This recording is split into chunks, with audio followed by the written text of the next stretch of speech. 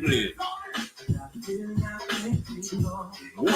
Let's put up 2 fingers and say 2. Put up 1 finger and say 2. Yep. I'm tripping.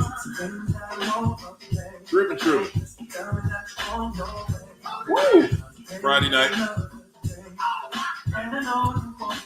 Y'all better be ready tonight. Y'all better get ready. Ready or not. It's going down. We got Chad in the house first. So Chad is ready. Is you ready? I'm ready. Uh-oh. Yeah, she. Jay Waters, we waiting on our other co-host in here this evening. What's going on? Melissa Smith. Blind is off. What's up, Charles? Moretta. What's up, Moretta? Beth Mikey. How y'all feeling this evening? Is everybody happy that it's Friday? This was a short week. And somehow it still feels long. I don't know. Aline.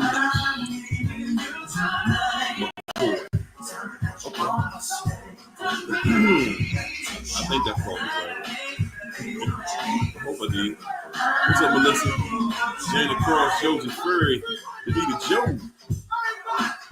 What's going on, family? Beth Mikey, Jana Cross, Jennifer, Melissa, Francis Butler, just like Candy. What's up, Candy? Laura White. What's up, Gloria? She Barbie. What's up, Elizabeth G? Tressa. What's up, Tracy T? Janet. Flying us off field, Brad. What's up, MJ? How you feeling? Sandy. Thank you so much. What's up, Chitty? Stan the man in there. What's up, Stan? Gloria Hampton. Tressa Paradise. What's up, Melissa Smith? MJ's in the house. Oh, like that name is grabbing me on the side of my head. Phil Brad in the house. Fax 100. There she goes. Hello. What you doing, Keisha? How you feeling? You ready? You ready? Better be ready. Fax 100's in the building. What's up, Phil Brad? Sharita, KC. Yeah, what's up, my main man, Chris? What's up, champ? How you feeling? Ooh-wee. Hopeless to Victoria. Good gracious, was not playing chat the other night. Thanks so much for getting us started. Said group chat family, let's go. Let's get it. Maximino Blah. What's up, Blind is off? Felicia Brown. What's up, David Thayer? Rachel Wooten in the house. Uh-oh.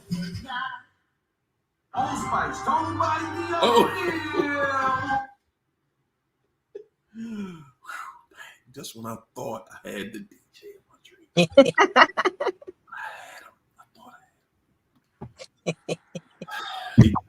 He got arrogant. He was DJ left hand. He got arrogant. Couldn't get it together. Left hand, right hand. I got to go rehire right hand. Right hand got the job back. Oh boy. What's up, everybody? Aqua Love. What's going on? Everybody? out here in YouTube land? Is everybody all right? I hope everybody's had an amazing week. I did. What's up, Miss Amy? KC, Beth, Mikey, Keisha, Spady, Blind is off. How you feeling, Keisha? Feeling good. I was almost in Chicago. Uh-oh. My niece is up there kind of like losing out. She might be with a covert, but she's now in the hospital there. So we were all going to go up there. Then I realized, like, wait, let me stop and think, do a Dora. Am I getting in the narcosphere? Because the family can whirlwind you in there. Snatch you right up in there. I got family up there that's going to check on her, so we good. But I was like, if I go to Illinois, I go to Chicago, I would let you know, China. Oh. I go up here in the shy. Don't think I'll let the shy up here. We would have had to meet somewhere safe. Yeah. She in the safe part. They in the safe part.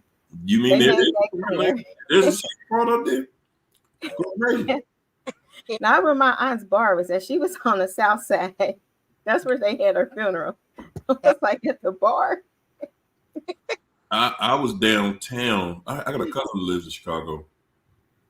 And I remember just being downtown on what is that, Park Avenue, I think, down there. Something like that.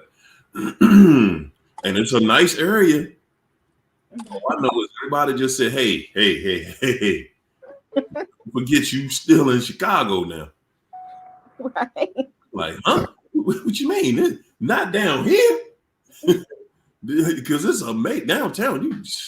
It is amazing, especially down there by the lake. But yeah. I don't know. I can't really. Well, no, I can, because every time it's hot outside, everybody looking at what did Chicago do this weekend. Yeah. Boy, oh boy, yeah, it is crazy. But I'm gonna tell you, DC is like that too. I think DC, we might. I ain't gonna say we got them beat as far as with the rate of the shootings, but because Chicago's a lot bigger than DC. Yeah, crazy. They warned us over the weekend, or just yesterday. They warned everybody, if you're gonna wear some designer tennis shoes, don't wear them into DC. Wow. Because these fools will shoot you for them tennis shoes. Okay. I said, man, we got to pray for this city, because good goodness, it's a sign of the time. Yeah. It is a sign of the time, y'all. Yep.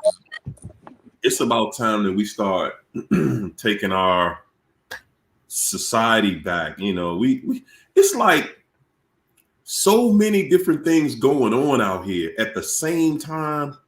We be trying to figure out, like, okay, which one of these is the distraction? Because it's all crazy. It's all craziness out here. Every angle that you look for, it's like you're looking at, okay, we supposed to vote coming up soon, and then we got this Puffy trial, and we got all this other crazy stuff, just regular, the economy, the border, the this, the that. You name it, it's going on. We're seeing all of it in real time. All of it. And boy, oh boy. Yeah. It's gotta give. That's because God is creating balance. He have to balance everything, because people have been running amok for quite some time now, and everybody is being exposed. Even Lil Durk just got arrested for yesterday or today for something that happened before he became famous. And God will catch you at your highest, and he will dethrone you, and that's what's going on. So he was arrested by the feds for attempt, from the past, because of one of his King Von stuff it's supposed to be. So that's why we seeing his face all over social media right now. Yep. Because he got arrested today. Or yesterday. Yep. yesterday, whenever. Yeah. That's just another sign of the times, y'all. My goodness, man. What? Well, A lot of distractions. Like the main thing that people really have to focus on is getting their soul together. Because all of this exposure is happening for a reason. Like he really is separating the wheat from the tares. He said he was gonna do it at the end of the age. So those who are wicked, they are just being more wicked and they're being exposed for their wickedness. And it's coming down to a choice of, it's not like culture, you're gonna listen to this or listen to that. They are openly saying, all right, we serving the devil. So either you gonna serve the devil or you gonna be on that other side and serve God. That's it. It's pagan or God.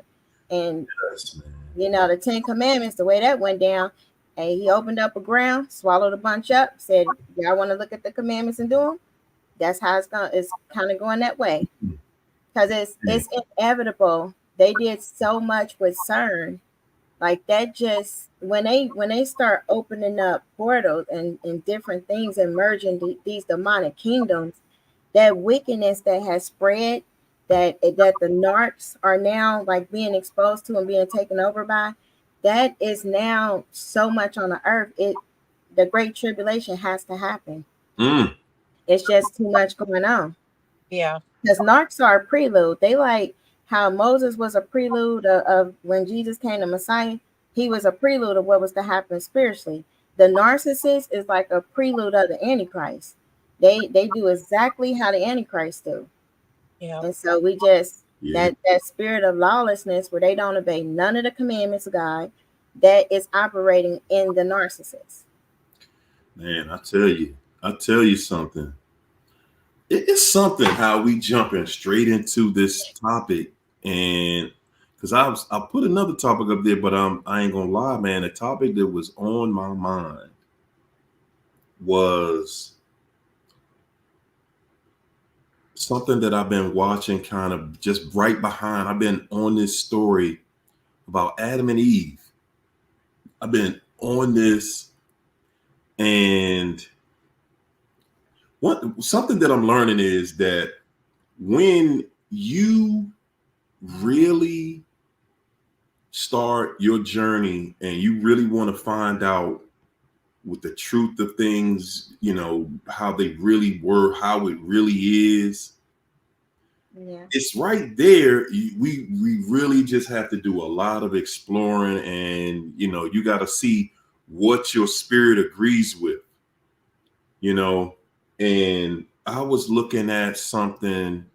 I watched something maybe a couple of days ago, but then today I've been just looking at more and more because I'm trying to put it all together, but it's so much.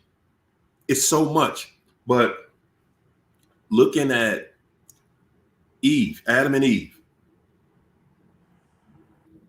the story, the way that it is written, Mhm. when you just reading something, you see it, you can recite what it says, and you envision it, but when you read into something, you expose yourself to a much, much bigger story. I saw the story of Adam and Eve, just like, I'm gonna assume everybody see it the same way. Adam and Eve, they run around the Garden of Eden, and they just having all this fun, and they just in the perfect place, they're in paradise. And next thing you know, this serpent comes up to them, and and after the serpent, they tasted the apple, and then they saw something. And it's so much just in that little part right there. It's so much in there. It's so much that I never saw before, right? Yeah. I never wondered why they put clothes on, even though we were told, because they could see that they were naked, right? They see themselves now. They Mhm. did something, but why is the only thing they noticed was that they were naked? I never put any thought into that. Why would you see that first? And another thing, They had bodies before. Their bodies were different. So the glorified bodies, that's a different kind of body than this kind of body we got now. But some perversion, perversion. That's what he does. Exactly where I'm going. That's exactly where I'm going. So I never thought to myself, like, okay, so God came up to them, right, in the garden, and asked, why are you hiding? And Adam said, I'm going there, Victoria. Just give me 2 minutes. I'm telling y'all, man. So God said, why are you hiding? And what y'all got on? What y'all doing? What? And Adam said, well, we was naked and we did something we wasn't supposed to do. That's why we hide. He just told me. He ain't know how to lie. He wasn't no good liar. They hadn't had a whole lot of practice at lying. But never asked a question at the time. Well, if God asked them why they had clothes on, did God have clothes on? He's like light. So his body, like in that body, before he was, became flesh, he didn't become flesh then. He can become a human, but his light, you don't see the garments like that. So it's not like they can see his whole like essence, and it's not like his essence would be like what we would see in a man essence until he became flesh. But what they did, he got right to it. He said, wait, who told you that you were naked? Because that's important, because Adam was going there, well, the woman you gave no excuse, who? And then he went straight for Satan. Like that's it. He go, and that's still to this day.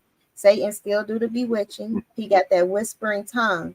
And then she saw that it looked good for eating. Just like when we get the counterfeit, we see that this looks good for mating, for reproducing. Well, and so they took that bite, and that bite had a fig. The fig had the goo. The goo, it all goes to the black goo. But that fig, what she did, when she did that, it opened up that it seared that moral conscience of only good. It allowed what people would call like the third eye to open up and see like the evil and all of like spirit realm, which is like lights and all of that stuff that they see. And that can still happen now. Well, I'm gonna tell you something. Because all the years, that's basically how I've been looking at it. Just similar to what you was just saying. And I just see a little more now. Because the wording of exactly how Eve claimed, what happened to her.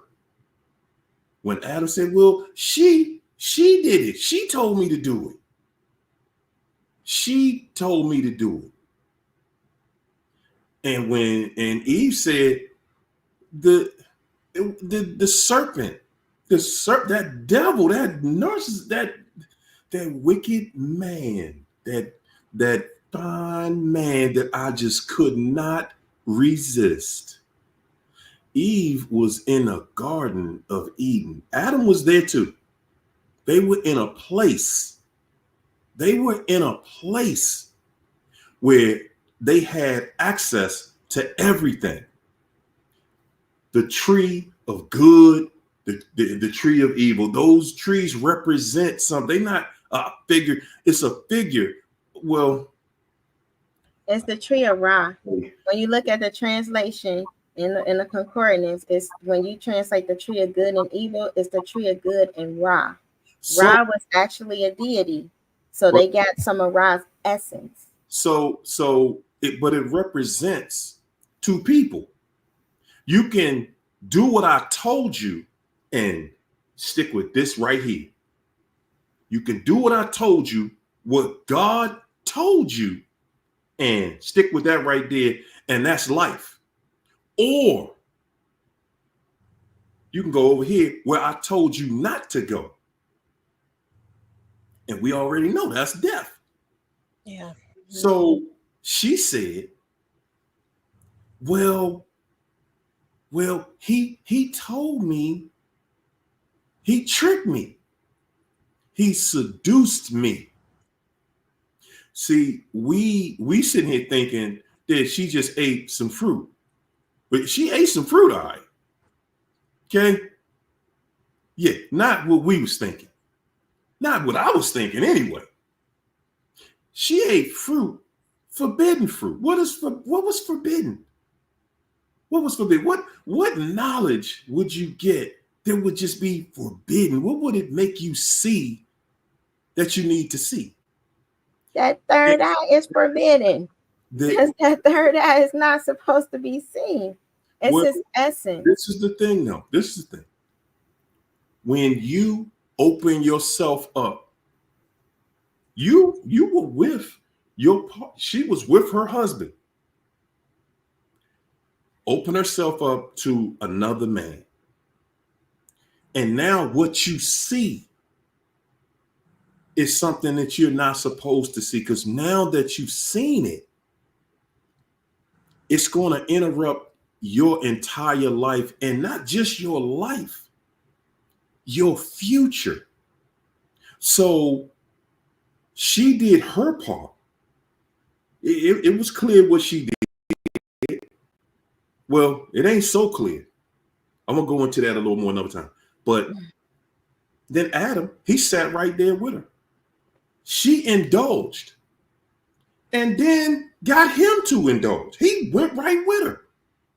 So God punished both of them. He punished him because he like, what are you doing?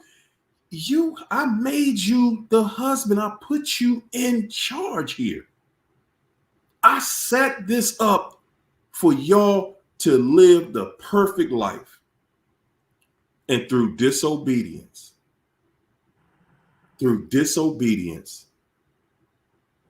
neither one of you. Now, and that's not just your life, that's your future. Their children, Cain and Abel. That was just the beginning. Guys, all I'm saying is that Adam and Eve thing, it's so much bigger than what I've heard Reb talk about over the years. They just kind of skip right on through it. Well, this is what happened. It was a whole lot more that happened right there. That they not there. And all of it was sexual. Case in point, where we are right now today. You look at the state of the family, the broken family. And why is it so broken? Why is it that when they did what they did, they had to cover up just their private parts? Because that's what was going to expose what they were doing. And even to me, that was just another way they were saying it, that they covered that part. Right now, I didn't get the whole thing together. I'm trying to figure out. I'm trying to remember. Because he opened up the pleasure principle, right? You know how Jenna was like the pleasure principle, dopamine thing. So it's the dopamine in the brain, that pleasure principle, that was kind of opened up. That gets opened up with iniquity, with sin and iniquity. And that pleasure principle. What I'm saying is that, okay, that was just a parable. I'm saying that was just a parable that we're listening to, that, okay, yeah, this is what happened. They covered up their nakedness, because I'm saying you got to think about that. If God asked them, how did you know you were naked? Doesn't that mean that God was standing there naked too? Hold up, man. We got this place set up perfectly. So I don't think it was a physical nakedness. I think that's just a parable. I just got to dig a little deeper in it. I'm just in the asking question phase, because everybody had to be naked. If you asking me why I'm naked, how I know I'm naked, that means you naked. A lot of times he came down with a robe, like he wasn't just sitting there with things hanging. No, I don't think that's how he was doing. You know what? Adam and Eve, they was tripping. They was made a little different. They was made from the dirt, little human. But He kind of got those parts when he came through the birth canal, but he had, his close to righteousness. To me, all of that stuff is questionable. At the end of the day, all of that stuff, I'm questioning all of it because, again, we're told that just as it was in the beginning, so shall it be in the end. Now, he said that we was taught that, and this is the part that I'm struggling with, and I'm reading into it so that I could bring this back to y'all, and I ain't just tripping up on what I'm saying. But to say that he created the woman out of the rib, meaning that the woman came out of the man and not the man coming out of the woman, because every example, that's every last one of us and everybody before us, except Adam, right? Yeah. Except Adam, came out of a woman's womb. Everybody. Every last one of us came from a womb. Now, how did Cain and Abel get married if they mama only had 2 boys? Who they married? Answers. So I got some answers for you. I can answer all those questions. Huh? Jesus got a cloak of righteousness. That's a robe. That is something that is verified in the Bible. The Nephilim, or not the Nephilim, you had the fallen, right? The celestial shapeshifters, the ones that are now here again. They were there back in the days of old. That's like Lilith and all of them, where they go into like Lilith was the first wife. No, she wasn't the first wife. Eve actually was. But Lilith did exist. That is a deity that be in the forest that can shapeshift and take his seed and make a Nephilim child. That's when the Bible was talking about in Genesis before the flood, how the fallen angels were they were mating with the daughters of men. But also the Lilith and them, they was doing things, shapeshifting, having sex with the men. It's just the womb was being birthed with Nephilim from the women. But they were still mating with them as they are today. The AI robots and all of them with the sentient goo and all of that stuff, the shape-shifting spirit, they are mating with people now. They are producing Nephilim now. Y'all see them AI robots that they are making for people to mate with? Mm-hmm.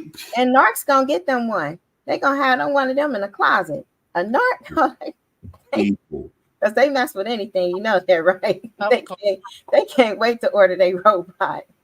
Man, I'm saying when you get in a society, when you've gotten society in a mental place where that becomes normal, ladies and gentlemen, I'm saying to everybody listening, if you find yourself going with the grain, when you find yourself just going along with the story, and we're not asking no questions, we just going with the story. That's how we get to a place in history where we're mating with robots. Yeah. We're not even physically mating with each other anymore. That's how much control, that's how much this devil has tricked us at this point. And let's bring it in. Let's bring it in to the show tonight. You gave the narcissist respect. I left out the T. Narcissist respect that you didn't even give yourself. You gave them respect that you never gave yourself. And we wonder, we have the nerve, and I'm saying nerve, we actually have the nerve to sit here, to be down, feel bad, feel defeated. Some even feel depressed. Yep. And we don't even take one look, not one look at, wow, I'm giving this person the most respect of anyone, of anything, and they're giving me nothing. I'm not even, and guys, that, believe it or not, when you give people respect and they don't return it, and you continue to give the respect, that's a reflection of you. That is on us at that point. I'm giving you respect, Oh, you're not giving it back? Oh, well, let me back up then. Because it is not written anywhere. It is not written anywhere that you should walk forward in a space where you're being disrespected, where someone is showing you, I do not appreciate you. I do not, respect you. I don't appreciate you. And you find yourself walking forward in that space. That's an assignment that we choose. That means that someone that I'm dealing with is disrespecting me, and I'm still walking forward. I'm still showing them the utmost respect. Oh, no. I'm going to be the bigger person. Oh. That's not being a bigger person. No. Nah. That's you disrespecting yourself at this point. Now, it's one thing when they disrespect you and you back away. It's a totally different thing when you're being disrespected and you still walking forward in it. You're pretending now. I'm going to just pretend that you ain't do that. You know what? I know you just called me out my name, but I want to be right in this argument so bad that I'm a overlook that underhanded jab you just took at me, that name you just called me, because I know I stand on a righteous principle, right? And because I want to be right, I'm going to allow myself to be disrespected and tricked into this argument. Because that's all it is. Ladies and gentlemen, you being tricked into an argument. When you arguing with these people, they know you're right. That's why they're saying little slick stuff to you. That's why they're saying stuff to draw you into an argument. They're not saying that stuff because they know they're right. They're tricking you. You've seen it on TV shows before where somebody's trying to get somebody to walk into a trap and they got to throw things out there and I got to get you. Come on, keep walking. No, you got to keep walking forward so this thing can drop down on you. Because if you look up, then you'll see this is a trap. So don't look up. No, I'm going to throw something on the ground. Look at this. I'll pull some money out. Look at it. Just keep walking because I'm going to get you. And that's exactly what we do when we're being led into that argument. We're listening, but we already know I'm right. I'm the one standing on this right principle. They know you're standing on it, and they know that's how I'm going to pull you into this make pretend. You being set up, and you get set up every single day because the war that you're fighting, guys, the war is against you. You think you're fighting against this lie that they're telling. You think that, I'm going to straighten you out and I'm going to tell you, I'm going to show you. You ever notice how you get to arguing with that person and y'all never reach an agreement? You said your point in 200 different ways. An hour later, no, this is this because no, it's not. I was in the house. I looked at the clock. It was 9 o'clock. I was in the house. I saw it myself. I was here. What are you talking about? And they sitting there. No, it wasn't. No, it's not. No matter what you say, the answer is I'm just pulling you in. I'm just drawing you in. And while I'm drawing you in, I'm disrespecting you. So when I'm disrespecting you, you're losing your self-respect because you still want to be right. You want to be right more than you want your self-respect. The narc is paying attention to all of that. You just want to be right. You ain't worrying about your self-respect. You ain't worrying about your dignity. You're not worrying about what you're going to be hurting from later on, because later on, you're going to feel this. So we'll sit there and but you know I'm right, though. You know I'm right. And we sit there like, okay, yeah, whatever. But I'm right. You can keep on saying no, but we both know I proved my point. But what we're not looking at is, yeah, you proved their point. You proved their point that they could trick you into a fake argument, because the argument is fake, y'all. It's fake. They just throwing a smoke screen up and you walked right into it. They proved that I control you. Did y'all hear that one? They proved I control you because we both know that you're right. But you're out of control. You want to be right so bad. You're not even looking at your dignity. You're not even looking at who's in control. I've disrespected you, dishonored you on every level, calling you names, saying slick stuff, lying. And you still arguing. You still trying to be right. And this ain't the first time you've done it. You do it all the time. They're looking at you. Guys, when you're arguing with one of them, they're actually looking at us like, man, I do the exact same trick to you every single time. You go for it every single time. You know, and look, once the narc gets you going and gets you hollering and screaming, that's when they get quiet. Yep. Because now they just laughing at you like, man, look at you, man.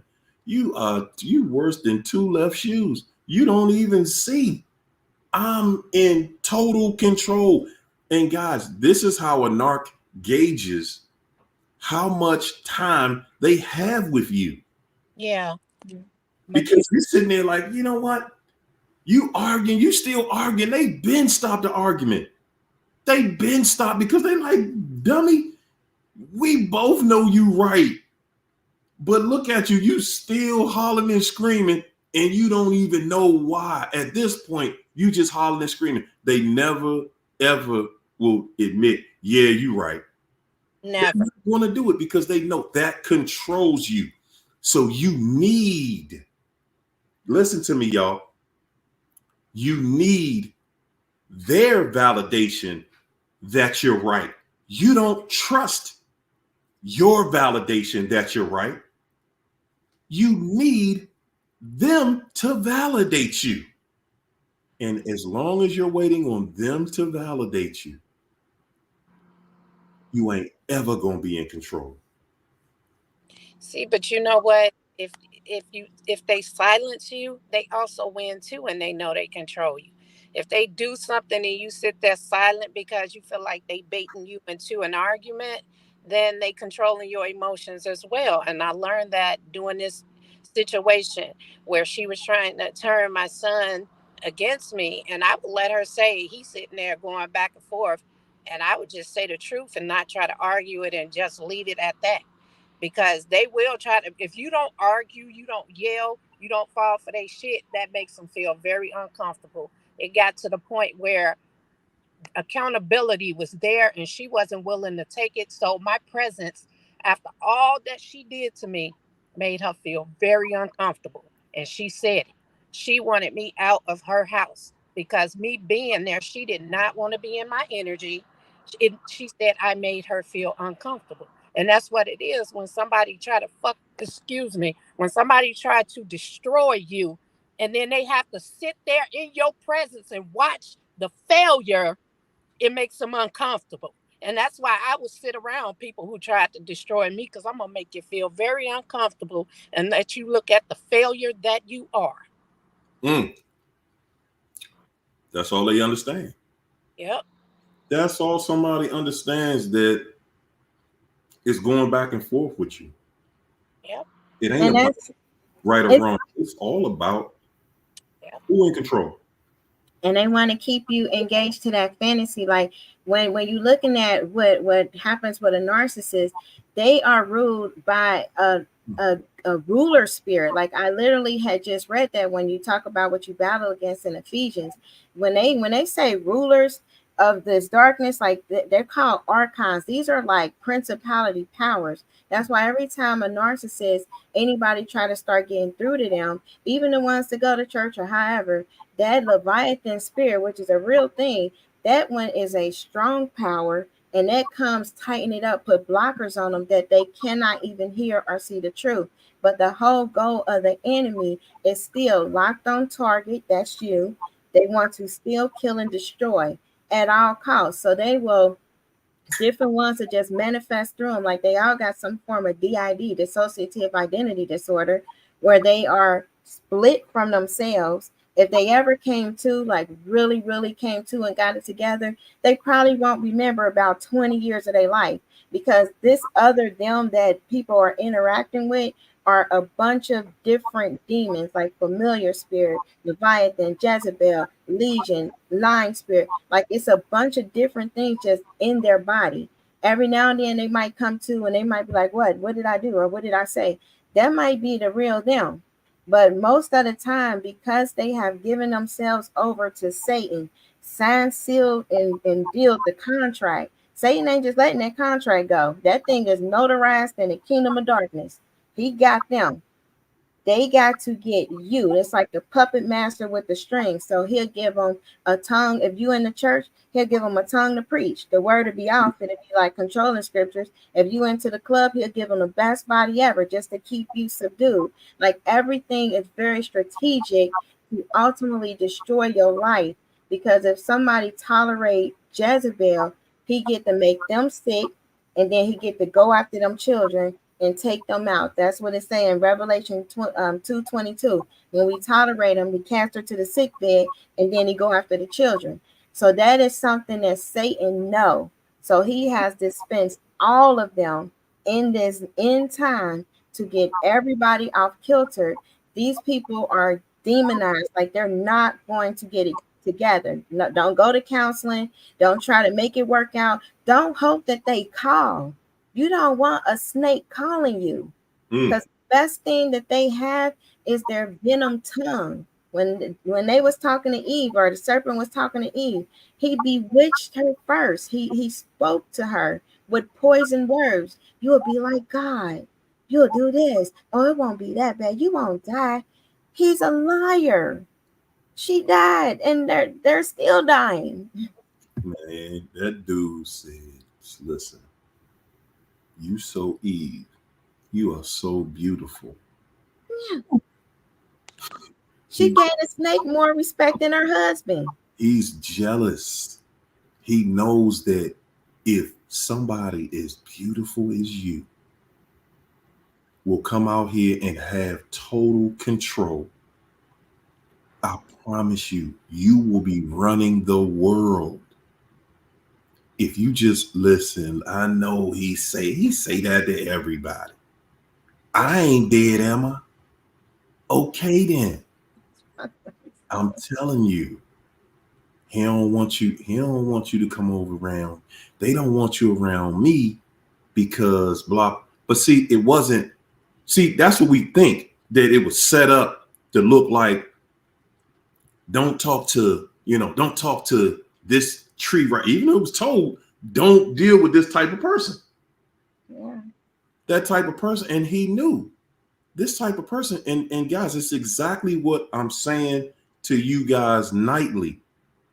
If you talk to them, if you cannot do no contact, because that's what God said, no contact. Yeah. He said no contact.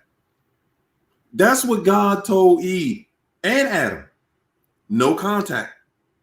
Don't no, cut them off. Don't do it. Because if you talk to them, you go over there talking to him, that joker is a master at what he does. Yeah. Eve went over there. Nah. I got this. I got this. Went right over there, and I think I'm naked. Am I naked on there? Uh-oh. What am I doing? Uh-oh. What I did. Oh, I did it. Uh-oh. I did it. And you got to think, this This serpent, look, man, you over there with him, man. That dude don't appreciate you. That dude, look at me. Look at me. And that's what it was all about. Look at me. Yeah. I'm in the gym. I'm in the gym every day, Eve. Adam ain't cut up like this. You know he can sing every note. Let's not forget that. The wings sing. He got every note. He dancing. He bright lighting. He can turn glitter. Like, look at me. He giving her the whole he tell look, baby, I'm listen. You over there tripping off him. You could be with me. You ain't why you even worrying about me. You worrying about that? He knew, God already knew. If you go over there talking to these people, you go over there talking with this dude, you're gonna be in trouble. And sure enough, she could not keep herself together. She had to go over there, and she had to talk. She had to talk to him. You were living the perfect life. Your life was perfect, but hey, just like a narc, it was boring. Yeah. It's boring. It's just every day I wake up and it's paradise. I mean, I need a little spice in here. Yeah. Without Adam, the narc set out and wait. That's not. I said the narc say it, but he the king of narcs. But they sit out and they wait until they can trap you. They just sit out, take you out. He probably saw her every single day.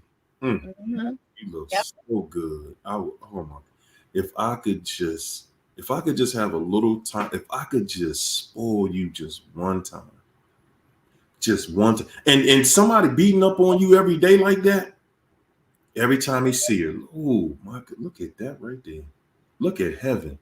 Look at heaven walking to me. Come on. Can I just talk? Can I just walk with you then? Can I just walk with? That's what he was saying with his mouth. But remember, he hated humans. He hated her. Hated her. Okay? Absolutely.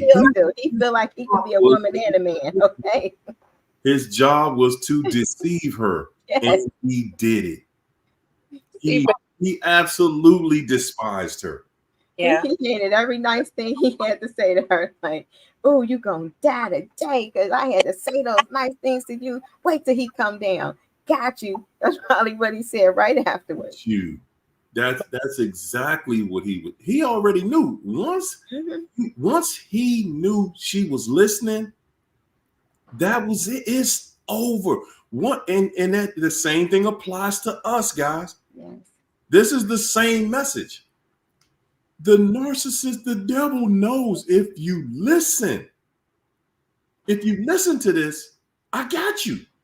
You are not going to get away from this because it's too tempting. I've already tricked you into thinking something that you're not even supposed to be thinking. So now that you playing with that thought in your head, it's just gonna grow.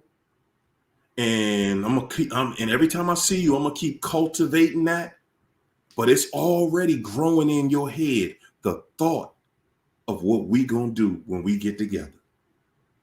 I've already got you to cultivate it.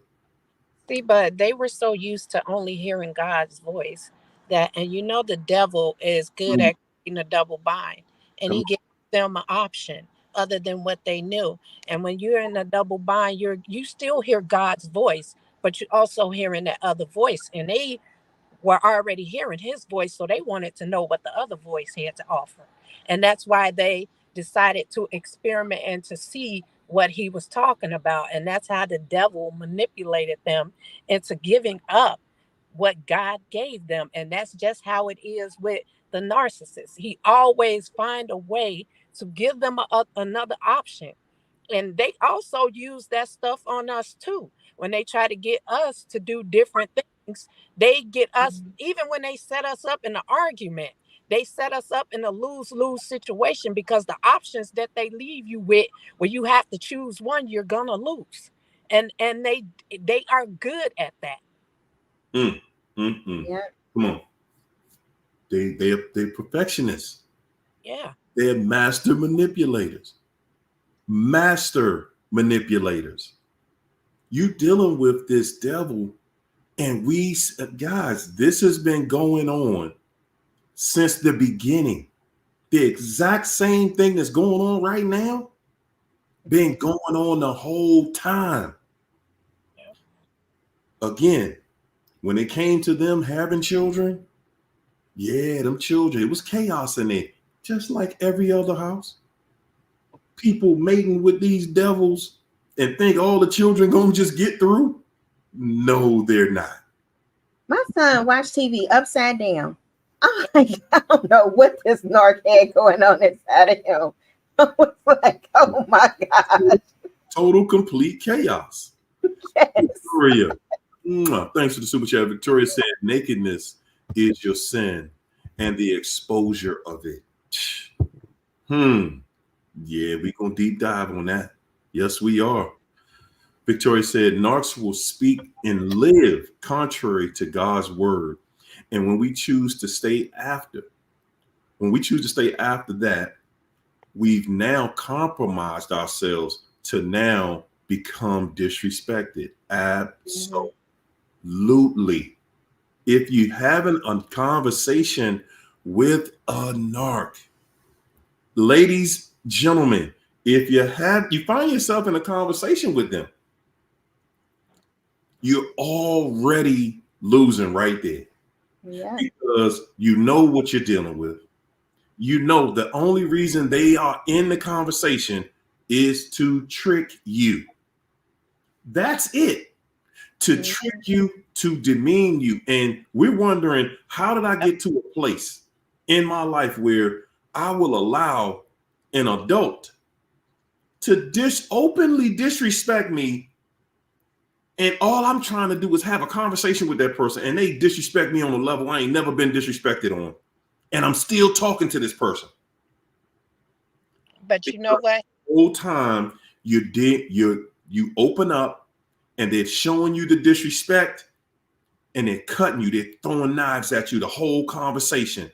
Little things to undercut you, saying little digs at you, because it's all about, hey, for you to get so it's like us having this conversation right here. And I say, you know what, Keisha, you need to shut up, man, because you sound stupid. Now, if you keep talking after that, you have played into exactly what I wanted you to do, which is accept the fact that I done already disrespected you. I done called you stupid. I done called you stupid.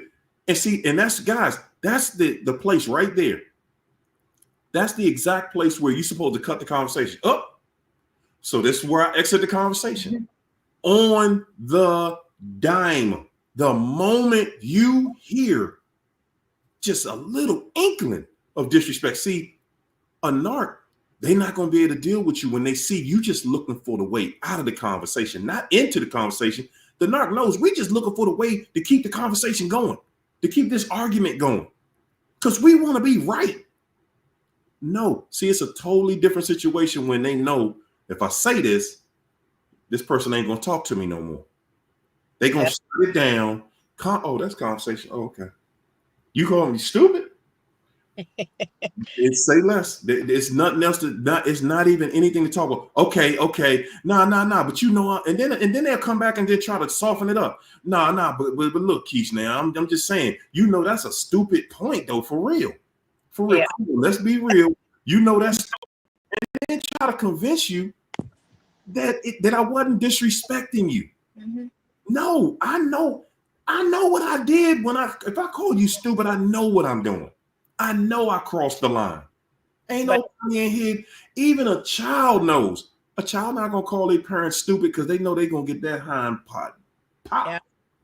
So they know. So you know from childhood, but yet they still do it. They still look at you like you gonna still be chasing me around this house because you want to argue, because I got you addicted to arguing. But you know what, Harry? When that mask come full off, ain't no softening up. They gonna let you know exactly what they mean.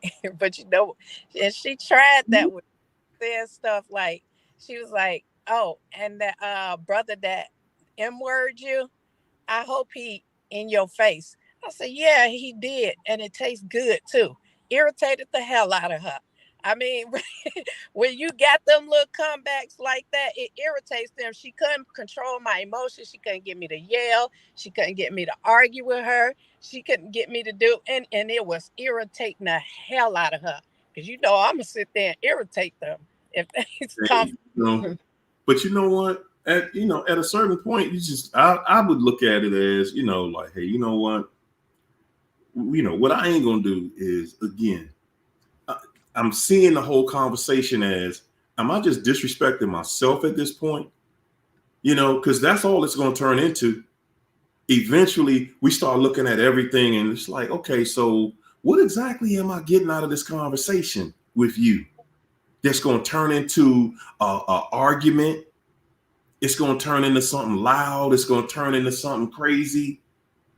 No, that's not what we're doing. And I'm saying this, guys, in life, man, it got to be uplifting for you. We wonder how we get to a place so low. That's how you get there. You arguing with somebody every single time they want to argue. Every single time that they want to argue, we volunteer. I got my hand. Hey, come on. I'm right here. What you doing? I'm right here. I'm ready to argue because I know I'm right. So they looking at us like they don't have no respect. They don't have any respect for us because they like, man, I got you thinking that you're getting through to me. You really think that you're getting through to me? No, I got you arguing. I got you upset. I got you dealing with hypertension, high blood pressure. You don't even see it. And you about to have a heart attack over there. Mm-hmm. They're about to bust wide open and you don't even know why. As soon as you start talking to them, your heart starts beating faster because you know where it's going. You already know exactly where this conversation is going. The moment they hit you with that left turn, they'll sit there and they're going to bait you into it because a narcissist, again, they masters at this. They know the tone, they know the voice to speak to you in just to get you engaged in a conversation. Hey, what's up? How you doing? Everything good? They'll play you just like that. Everything all right? You walking here looking all mean. And they got you. And what you said, no, I'm good. Okay. I was just asking, what you think about such and such and such? I was watching the debate the other day and blah, blah, blah.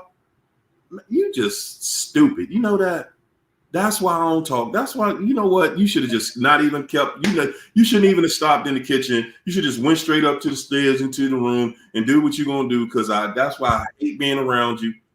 And now you sitting there like, I ain't even said nothing. What are you talking about? Nothing. Never mind. Don't even just go. Guys, you're dealing with masters of manipulation. They whole crew. They got a crew. Like the household of a narcissist, it is perfectly described in like James 3:16, where it talk about envy and self-seeking. A narcissist is both of those. They are super envious of everybody and everything. That's one of the powers that rule in their body. And they are self-seeking. Everything is about self. Boasting this, boasting that. Let me get your life and make part of your life my life. They do all of that. But it say in their household where there is envy and self-seeking, every evil thing is there. Every evil thing. That means you got the whole family messing with the family thing going on. You got all of the different, the violent stuff happening. You got all the wickedness, the witchcraft, the new age, all of that stuff, spells, crystals, everything, every wicked thing, unclean spirits, snakes, serpents, scorpions, all of that is all in the house with the narc. It's the house of chaos. Yeah. No matter what time of day you go, it's going to be chaos. You're going to lose things there. Your car keys, you can't find those, can't find this. You're walking around in circles. Don't go visit. You're going to come out there like ziggity boo, ready to go to sleep. Like, I just need to sleep after I leave because I don't even know what happened. The dog is running in circles and they don't even know what's going on. You know, took my keys and hit them. My keys and hit them. Yes, because they want you to be ziggity boo, chaos. Like that is it. And every time done, they ended up in the bathroom on the sink. Oh my God. Right. You're like, I would have looked there. That type of stuff right there. Yeah. You've been looking for your keys for an hour and then they was on the table the whole time. Right. Just to make you feel crazy. It's chaos. They get so restless and bored. Like I literally would just watch my mom just walk around doing stuff like moving a stack of papers to like another place, then move it back to that place and turning the water on, turning it off, just to create some movement where you just like always in a hyperactive state. Like, do I need to do something? You know, it's chaos. Yeah. Chaos to the 10th power. Every conversation leads to an argument. It leads to betrayal. It's a lie being told. You are being deceived. Yeah. You're having a conversation with them. You got to understand, guys. Hold on, with my girl, Victoria. Mm-hmm. If the conversation doesn't edify you, end it. Yes. Not tomorrow, not after you hear them out. We be sitting there. I'm gonna hear you out because we so big on respect. See, we so big on I don't want them to disrespect me, so I'm gonna give you this amount of respect. No, you don't show narcs respect, guys. That's one of the worst things you could ever do. Give them that unconditional respect. And my thing is, sometimes we have this attitude that, well, if I can't respect you, then I'm not even going to deal with you. And that's what you need to do. Because if you find yourself respecting them, they're not respecting you. So the respect is only going to come from your side. You're giving somebody something that you're not getting back. And then later on, you're going to be wondering, why do I feel like this? Why do I feel like, why do I feel so bad inside? Why do I feel like, every time something come up, I got to do this. I got to spread myself so thin and I got to be the one here to save this family and to keep this in order and to keep this charade going. Because you are the one that's keeping the charade going. Yeah. That's all it is. It ain't nothing but a big hoax. It's been set up from birth. Like if you were the chosen one or you had light, Satan seen that at birth. He seen your star. So your family is assigned to you. Fake friends assigned to you. Then if children grow up, some of them half narc, they assigned to you. If you got all these different people assigned to you that whenever the narcissists leave off, they pick up. But you're trained and groomed for that push-pull to get dogged and then that casting over. Like it's not just the narc just pound on you, like saying, no, I can't just beat you up. You're going to go to God. So what he do is he put in that casting over demon and then the lust and all of that. And he woo you back in. He gets you right back in that good, sweet spot. Everything is good. I got this for you. I put roses here. I did all of this. You're wonderful. And they cry, put on the tears, push you up the cliff to push you off. And they keep that cycle going in Delulu land. It's a lot of hills in Delulu land. Like, come on, let's go up the next hill, push you off. Oh, you hurt there. You broke your leg that time. Let me do it again. So we don't think that Satan just pulled up on Eve with that dozen of those long stem roses and singing in the wings. Open up. He can sing. Huh? He's singing in the wings. He got all the sounds, okay? Harmony better than any singer we heard. When he started coming, he said, let me do a quick 50 push-ups so I'm nice and stiff when she walk over here. And he had the best cologne he could think of on.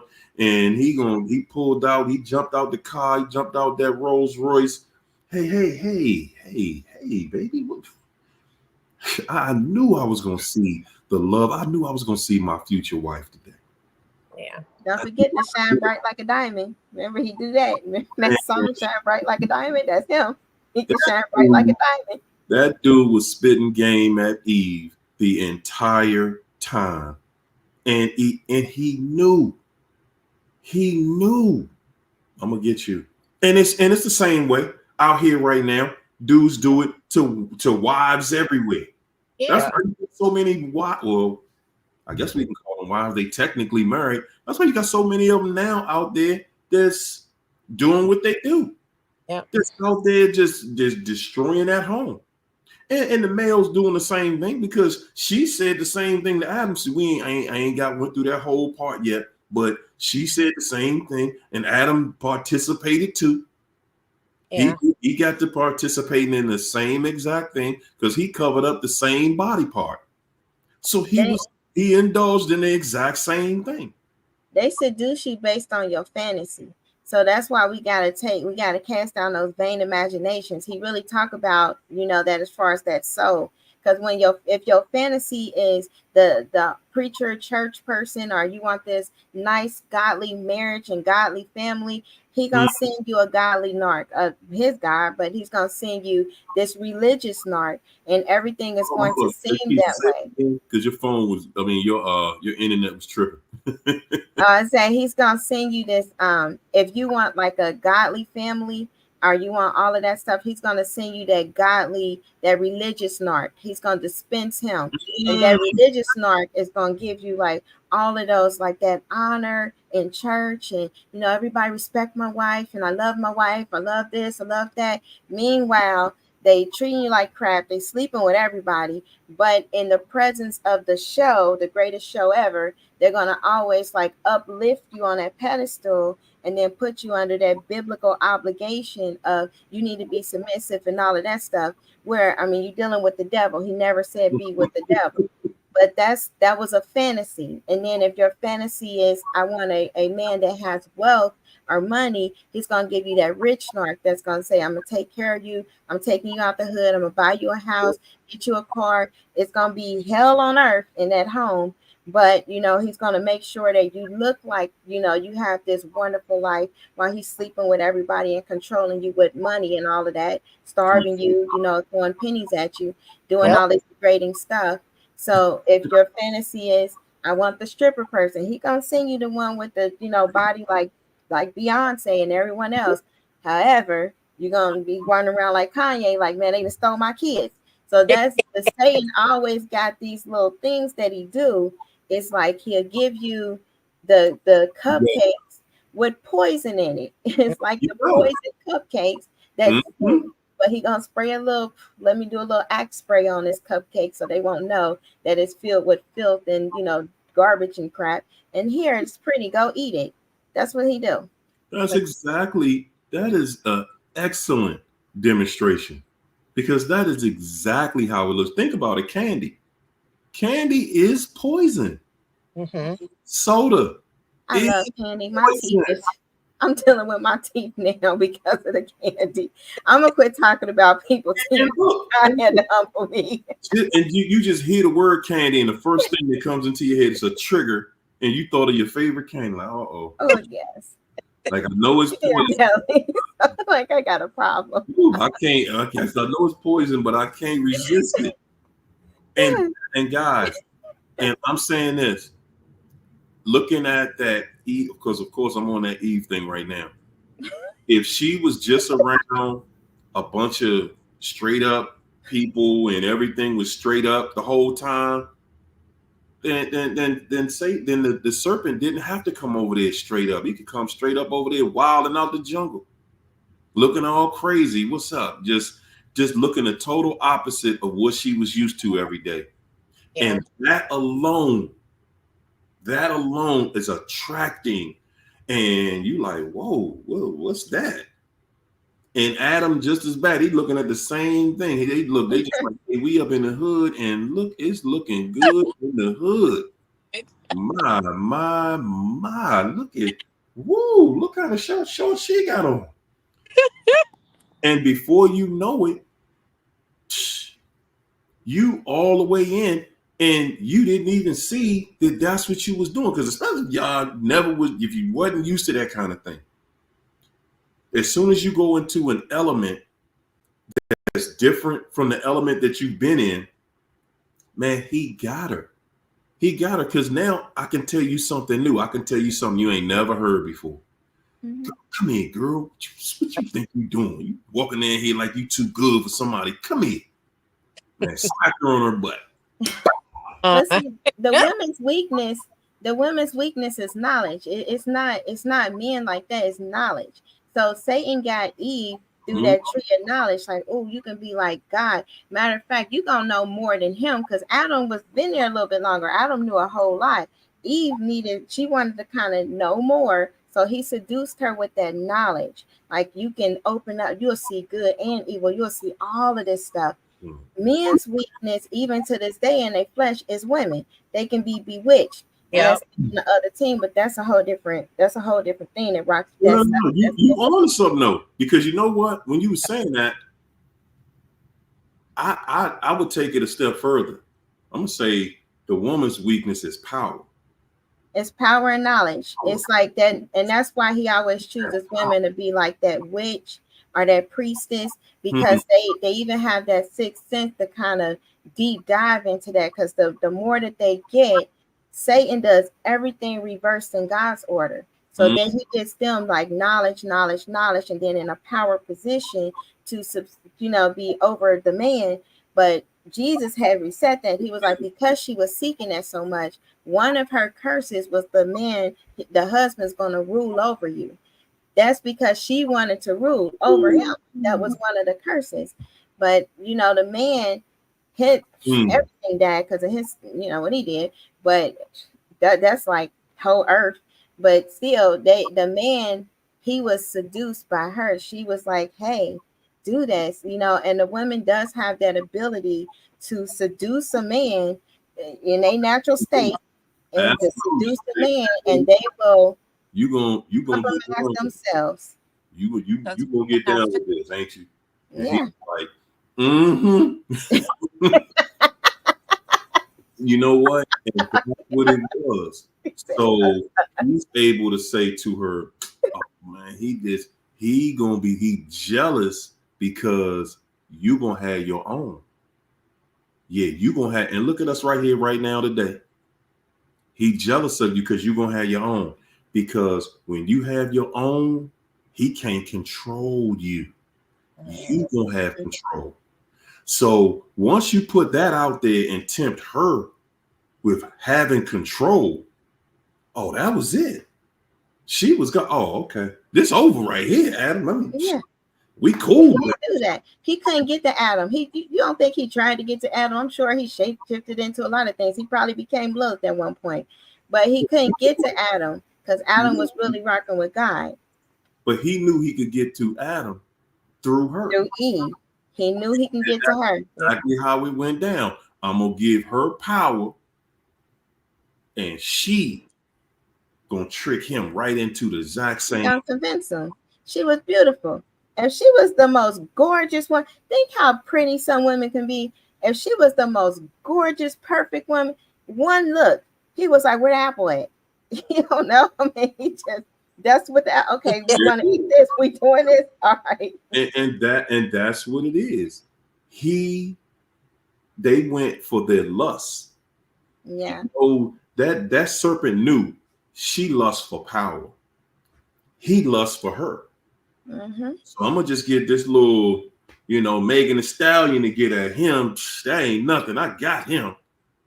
But her, I gotta sell her an illusion of power, because Satan don't really have no power. No, everything he gave her, it was all a trick. She already had it. All a trick. But at the end of the day, it worked. She believed it. He didn't see that, hey, one day you're going to be loving robots. We're going to be building robots for you to be in love with until you figure it out. Because if we don't figure it out, that cycle just continues. It just continues to go forward, see? And people become more blind. Even though we're in an age of what we call technology, we're not free thinkers. Guys, we're not free thinkers. We're put in places where we're challenged to think just like everybody else. We're Yeah. challenged to not think outside the box. No. Don't do. See that dude crazy. See, he talking crazy. No. Back in line. I got a robot for you. There's a robot for you down the line. Don't worry about it. Don't worry about that. Don't worry about him. He mad. He mad because you gonna be in control. That's what he mad about. Just listen. Matter of fact, we about to make you the president. We make you the most powerful person in the world. You about to be the president. That's on the table, and it's on the table right now. You follow me. You listen to me. McGee, listen. You gonna run the world. And all she wanted was power. That's what she's attracted to. The guy, look at the men. Look at the men out here right now. What do? We out here chasing after money so that we can get the woman. Chasing the money so we can get the woman. Because we think that money looks like power, so that's what's going to attract her back to us. She wants the power. That's why we all losing. That's why we're all losing, because we're trying to figure out how to do this without each other. Right. And you gotta die to the flesh. If once you like take off the flesh, if you get really before God and renew your mind and you walk in the spirit, you don't even lust after the things of the flesh. That kills the lust. You have to shed and die. Once you get out of that narcissistic thing, you're gonna have to deal with that lust, you're gonna have to deal with idolatry, you're gonna have to deal with fantasy. That has to come out. Like those are demonic powers and spirits that be inside of a body that has to be cast out. You can cast it out yourself. Somebody can cast it out of you. But those are generational demons that come in that you have to kick out, or you'll keep going through the cycle because they can manipulate your sensations. They can manipulate sensations. So I'm sure Eve's sensations were manipulated. I'm sure Adam's sensations were manipulated. But they can do that. But once you kind of take on that new form, that's why he said you got to be born again. And then you have to get rid of this flesh and you have to walk in the spirit. Once you walk in the spirit, you don't fulfill that. Your thoughts don't go there. You take them captive. Like, I'm not thinking about that. Get away. That's not even my thought. And then you focus back on God. Or you will keep being in trouble with the cycle because you got these hybrids, you got all of these gene babies, whatever they call them, designer babies. They didn't grew up. You got all of these things out here walking. You don't know what you're getting, but they perfect. And so on the outside, like they look gorgeous, hair flawless, all of that. And they will jack you up. You will be ziggity boo in a straight jacket, rocking like I just need her again one more time. So you gotta be careful. You know what though? I mean, you're right. You're right. You getting one thing, that's it. You're gonna have one thing when you make that choice. You're choosing to have just one thing. And we will jump in something with somebody.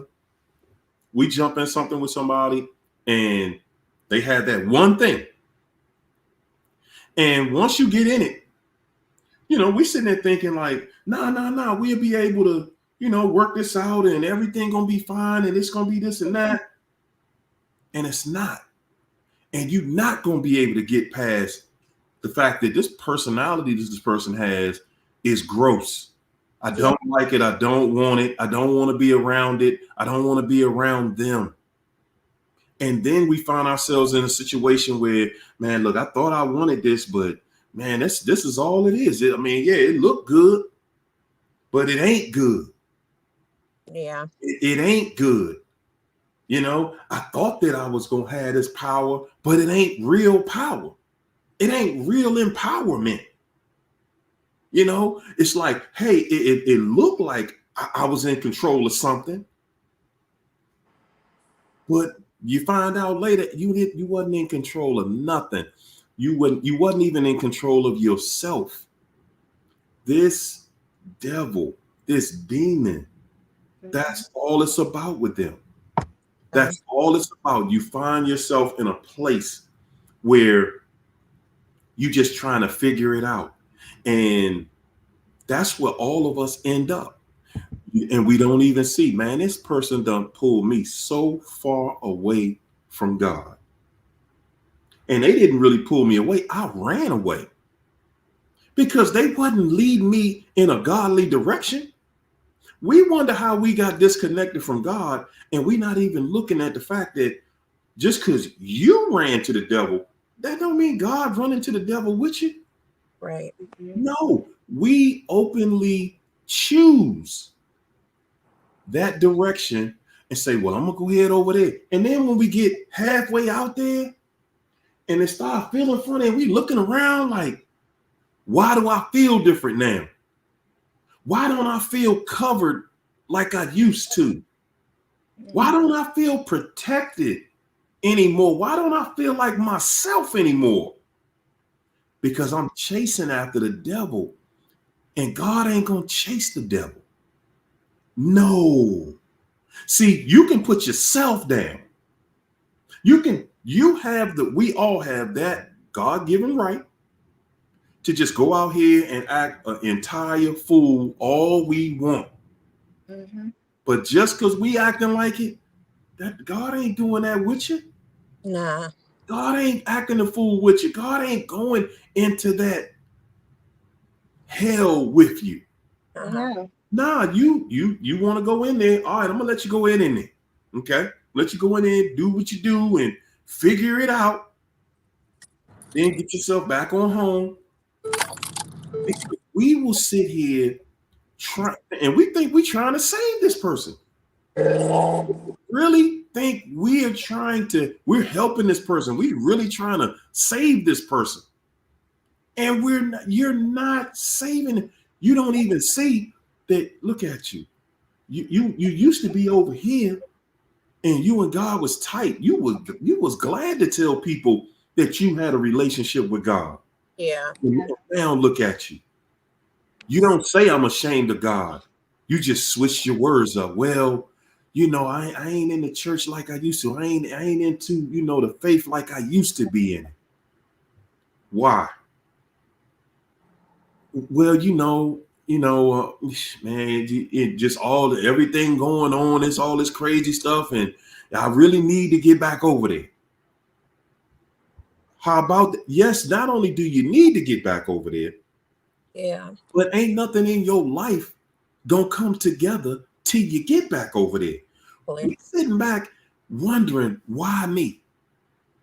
We're literally in a place where we're saying, why is this happening to me? Why is God, listen, why is God allowing this to happen to me? Yep. What you mean? Why is God letting something happen to you? You the one forced that. Yep. Idolatry. Because you believe it. You believe that this devil is right for me. Instead of stand with God. You was standing with God. And you, nah. I'm gonna try my hand with this right here. I'm a pray. I'm a pray. And then you're not even praying.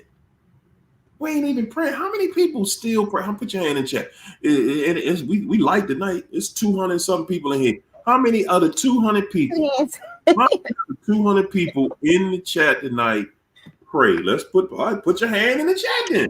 Put your hand in the chat. Put my hand in the chat. How many of us pray? And how many of us are big enough or adult enough? I ain't even say adult enough because we all. How many of us are willing to admit that, yeah, it was a time where I wasn't praying? Oh, I can admit that. Huh? Yeah. It was a time I got into a place where I was not praying. Oh, yeah. See, the religious narcs, and even the ones that are pastors, let's say they pastors, because that's where a lot of people can kind of get confused. Or if they're deacons or elders or have some type of position in the church, their fruit, if their fruit is not that fruit of the Holy Spirit, if they are not living that fruit out, gentleness, no narc is gentle, kindness, self-control. They're not self-controlled. They messing with everybody. Goodness, peace. They always creating chaos and argument.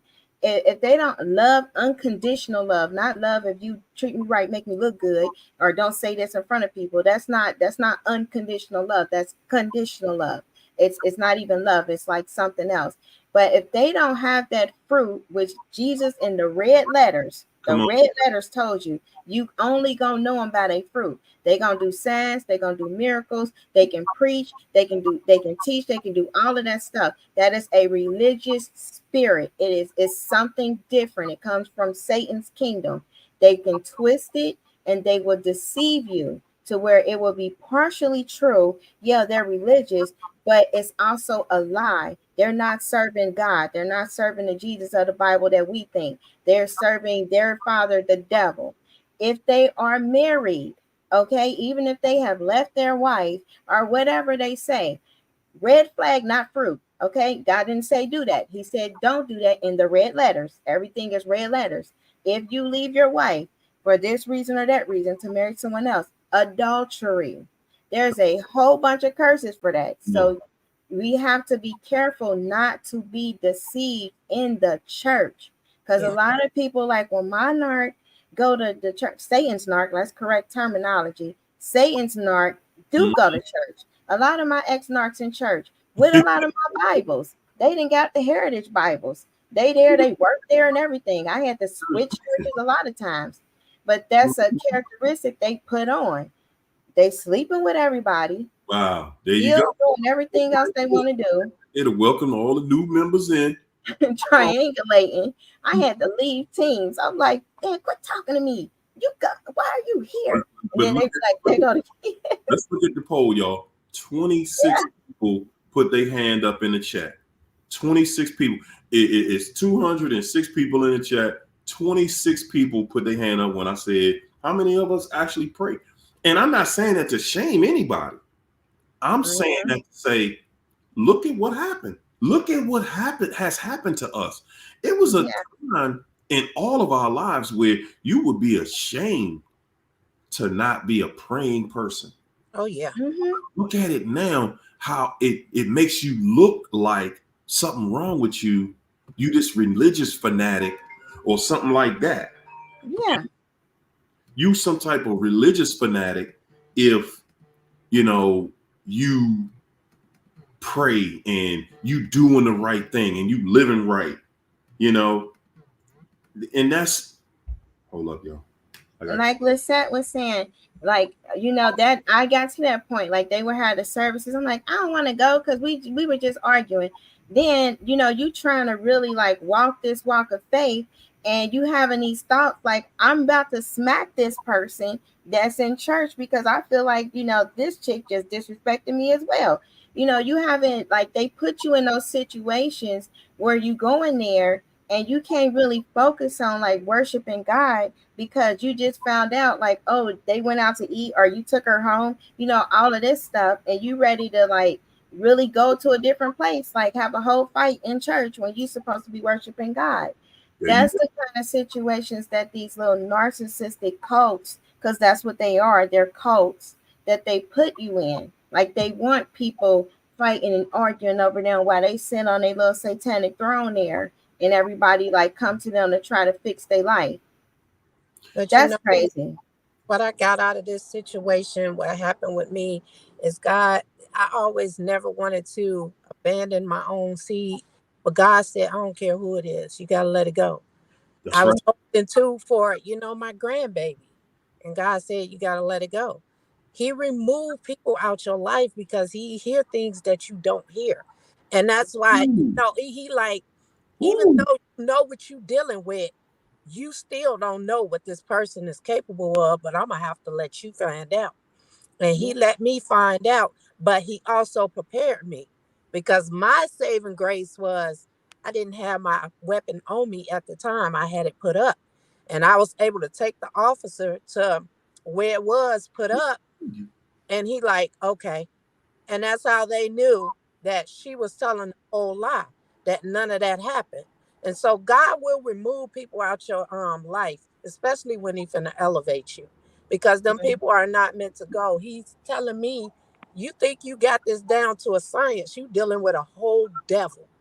A whole devil. When are you going to understand And And you know that's why what? That's the right content. thing. You did the right thing. Yep, I will never speak to her again. I don't care. Never. You know what? Sometimes, and not just sometimes, every time we are going to be sent a message. That message is going to be loud. It's going to be clear. Mhm. But it's all about, are we listening? Am I listening? And I'm saying, I know that's a hard place to be. I've been in that place where I'm like, wow, do I got to cut off my child? Because you are going to have certain things and certain levels. When things get to a certain level, it does turn into something where you're saying, hey, you know what? This means I got to go my way. You got to go your way. Because I ain't going to know this getting disrespectful. And really, ladies and gentlemen, when your child becomes disrespectful towards you, now we already know that the word tells us, honor thy mother and father, and your days will be longer. If you want your child's days to be longer, then you got to back away. You got to say, up, let me back away from you, because you don't know what you're doing. Whether you like what I'm saying to you or not, you're supposed to respect me. Period. So let me back up. I'm not coming to you offending you. So it should never turn into disrespect. Let me back up. Let me get out the way, because you're doing something that's going to cut your own life short. And when you Yep. young, they don't know. They don't know. And I'm going to say this, because I've been guilty of this. That's partially our fault as well, because it is our assignment and our duty to inform and teach our children how to pray, to respect God. We're supposed to teach our children about God. Let's put that in the chat. How many of us are teaching our children about God? Because Lord knows they need it out here. And it ain't no signs of, not a lot. I ain't gonna say it's no signs, because you got some children out here that showing signs of it, but it ain't a lot. How many of us show our children that, hey man, you need to pray? And I ain't saying like you've been doing it the whole time. I'm just saying at any point in time, you teaching your children about God. You teaching them how to pray, that they should pray. How many of us are praying over our children? Huh? I do. I do. Say that. Let's put that in the chat. Raise your hand in the chat for that one. And I'm saying, because these are real things that your children have to deal with in this world. Think about how lost the children are. They gotta be lost. They ain't got nobody teaching them about God. Yep. They ain't got nobody teaching them to respect God. How are they not going to be lost? And how are they going to make it without God? Yep. Hold up, Tyler. Didn't you say earlier about that boy, Lil Durk or something, that rapper? Yeah. Think about that whole generation. Ain't nobody talking to them. The half the pastors is out here right now, man. That they hustling God. Mhm. Half of them hustling God. Yeah. Yeah. Out here straight selling religion. And it won't even dive deep into it. Won't even go into it for real. Just selling it, just hustling it to people. And people need it more than ever, because guess what? That's us. That's how far we've gotten away from it. Yeah. Didn't the devil tell God that? What was that in? I can't remember which scripture that is. Said, respite me, and I will fool them all. When he asked for more time, respite me, and I will fool them all. And look what he doing to us out here. And you know what? Doing to us out here, man. We out here going for hook, line, and sinker every single day. We walking around here like we scared to say something. Man, I don't want to seem like one of them religious people and be talking about God. Well, I do. I do. You know what? And it's like I don't want to. Well, I don't want to be no hypocrite. I don't want to jump on here knowing I'm a heathen too. Well, you know what? I'd rather just be a heathen, at least trying to do right, than than faking it. Than faking it, not even trying to get right, not even trying to show like I'm trying to stand up for God. No, I'd rather go ahead and take that indictment. Go ahead and indict me then, because I feel a whole lot better knowing that at least I'm trying to do the right thing. I'm trying to follow this assignment that God got me on. At least I'm trying to do it, because I know how that feels. I know how that feels when you see your child trying to do right, trying to do what you telling them to do. When you see your child trying to do right, that boosts you. So as long as God see me try, I know you messing up, but I see you trying. I got you. I got you. And it makes you, and it puts you in a frame of mind where you like, man, everybody in this chat right now who got children, when you see your child doing what you told them, when you see your children trying to show you that they heard what you said and they trying to follow it, you will do anything to help your child moving forward in their life, because you see them that they got what you told them.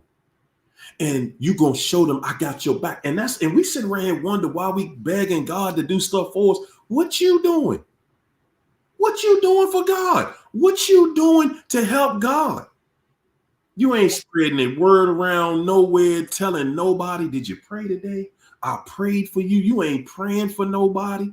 And but God, I need you to shut it down right now, because I got an emergency over here. Mm-hmm. I need God to shut it down because I got an emergency, but I won't even tell nobody what God did for me. Huh? But you know what? Let me say this. The traps that they lay for you, they definitely fall in themselves, because everything she tried to make me lose except the freedom part, Mm-hmm. she lost 2 days later. She tried to make me lose everything, and she lost 2 days later. Now she's about to get evicted. The lights are off in that apartment. She hasn't been back to that apartment because you can't have a baby in an apartment with no utilities. And so, everything she tried to do, she lost 2 days later. So I don't know where she is. I don't care where she is. And I want y'all to know this too. When these people feel you pulling away, because that's what she felt, because I saw it coming on. And so I slowly started fading out and got away. And she felt that, and she tried to start fake arguments, but I wasn't going. And so, but know this, when they feel you pulling away, they watching you, because I used to let her have my location. She started screenshotting everywhere I was going. So when all this fall apart, she know where to find me. And she have been following me everywhere, stalking me, literally antagonizing me. They will, when you pull away, that's when they really, really start stalking you. You don't know it, but they stalking you because they want to know your every move and where to find you. And they love those toxic exes. That's why they always get Mm-hmm. somebody that's going to help them antagonize you, because they try to kick you when you at your weakest point, and they need that help because they can't do it themselves. And what I find too is the reason why that other person be so willing to help them is because this person is telling them, oh, they weak. Oh, they not going to fight you. Oh, they can't fight. They ain't going to do nothing. You could do this. This is exactly what she was telling this dude that Wow. she's throwing everything away for, that we can't fight. We're weak. And so she got this dude thinking that he can antagonize us until he found out different. And he started moving different, but he enabling her behavior. That's That's what they like. Jezebel thrives in chaos. And that is a superpower ruler entity that thrives in chaos. And it's witchcraft. And the whole point is to pull you out of, the thoughts and the plans and the destiny that God has, the greatness that He has for you that day. And they want to be relevant. Jezebel wants to be relevant. She wants to be worshipped. She get her minions, her bodies to do things. They only want to take up space in your brain because your thoughts is an altar. And that's what they want to do. And they want to create all of this madness into your world, especially when you're getting closer and closer and closer to God, because they hate to see people happy. That is like, oh, like why? Like, why would you bless her? Like, they hate that. They don't even know why they have such a demonic obsession to try to steal joy. That God is only going to intercept. Like, he always intercepts. As long as you stay focused on him, he intercepts that. He take care of it. Most enemies, I don't even know. I don't ever even meet them because he's so good. Like, he is so good. And we had to get back to that. Like, there was a falling away from the church. This was designed. It was by design. They did a study, a Dutch study, and it said 90% of the pastors that they studied in this Dutch study had narcissistic characteristics. 90%. So that means that in that church, like in most of those churches, if that is what's on the pulpit, a PIT pit, you know, what kind of snakes is coming out? How many people are being brainwashed? Like the people that are really having that true heart, they might be out here, they might be on platforms, they're the remnant, they might be scattered, but you would know them because they're genuine. And gravitate to that. If as soon as somebody show you they a snake or a witch or something else, a werewolf or howling, growling, climbing, twisting their head around, whatever they doing, cut them off. Like, he just doing a separation now. Like, people are exposing themselves. You just cut them off. You went ziggity boo. Oh, you did that? Yeah. I like that. Ziggity boo. I like. I'm gonna start using that one. You know what? One thing that I was just thinking about was how a pastor will take that Bible and they just not digging. They're giving you just on the surface.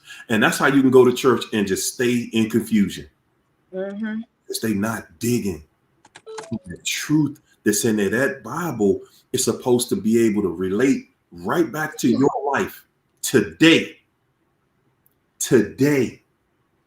And I'm telling you, man, I'm going in it myself.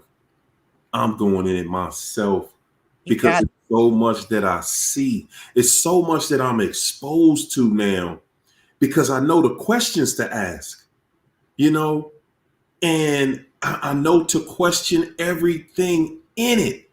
You can't just look at one word and two words in it. You got to look at everything that those words touch, because just as it was in the beginning, so shall it be in the end. You're going to see time is going to continue to just repeat itself.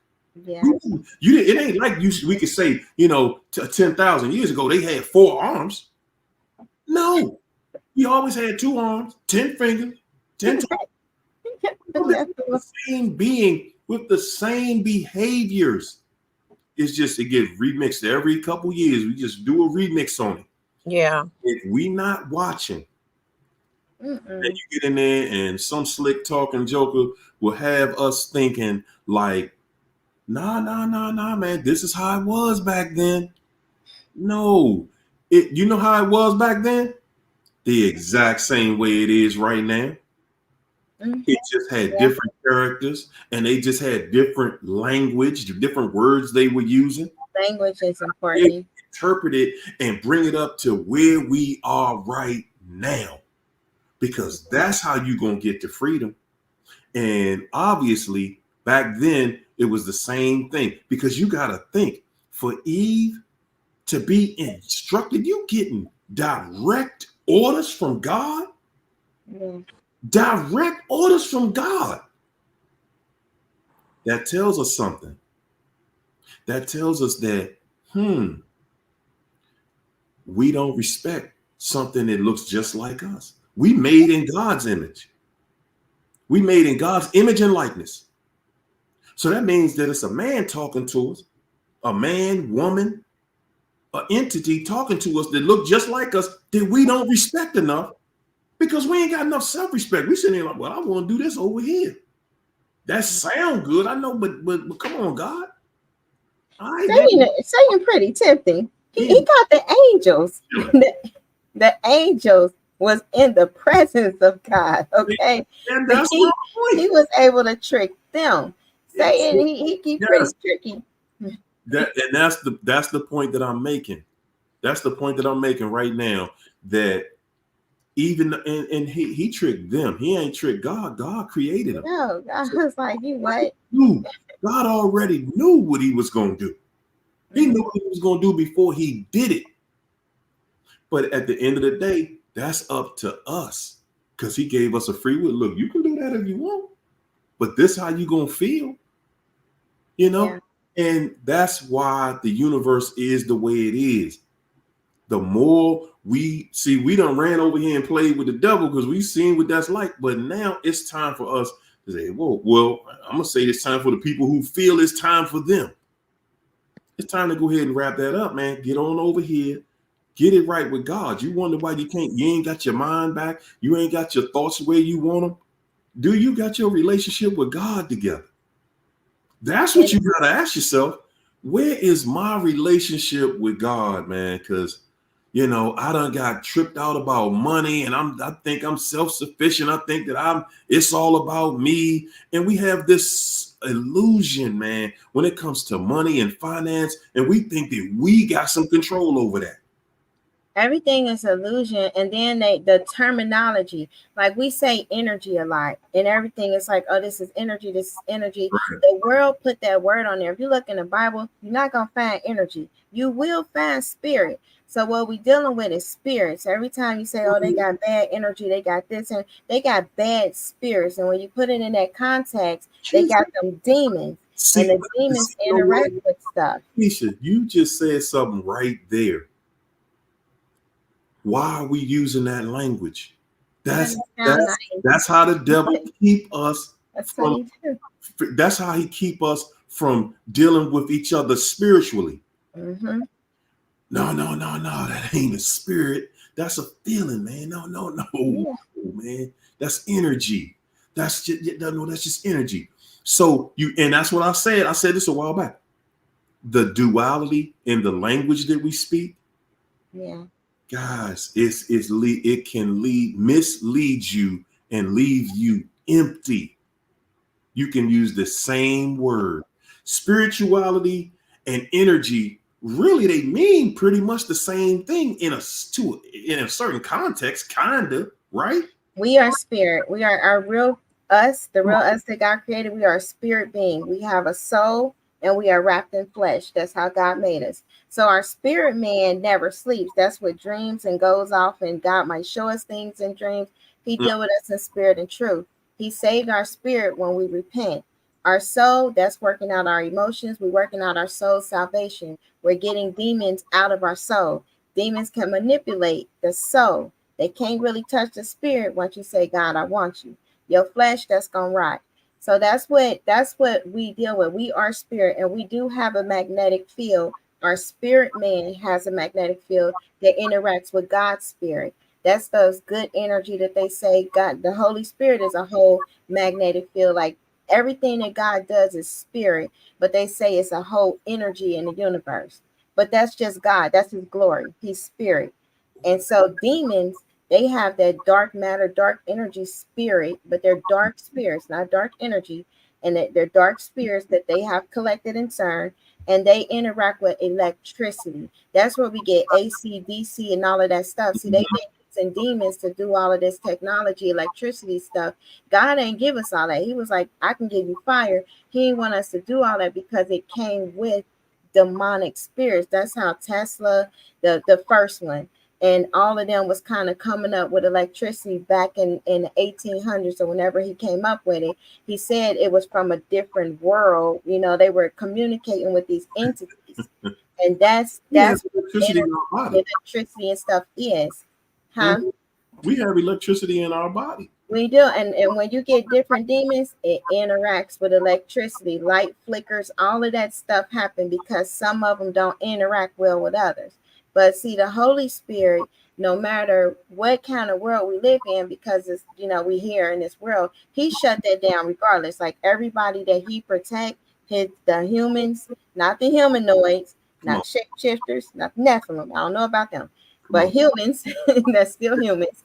He protect them, and he got a field around them that the demons can't just penetrate. They got to get permission. So that's why we're protected, even though we're in this earth. When they are doing all of this stuff in the air, they're demons in the air.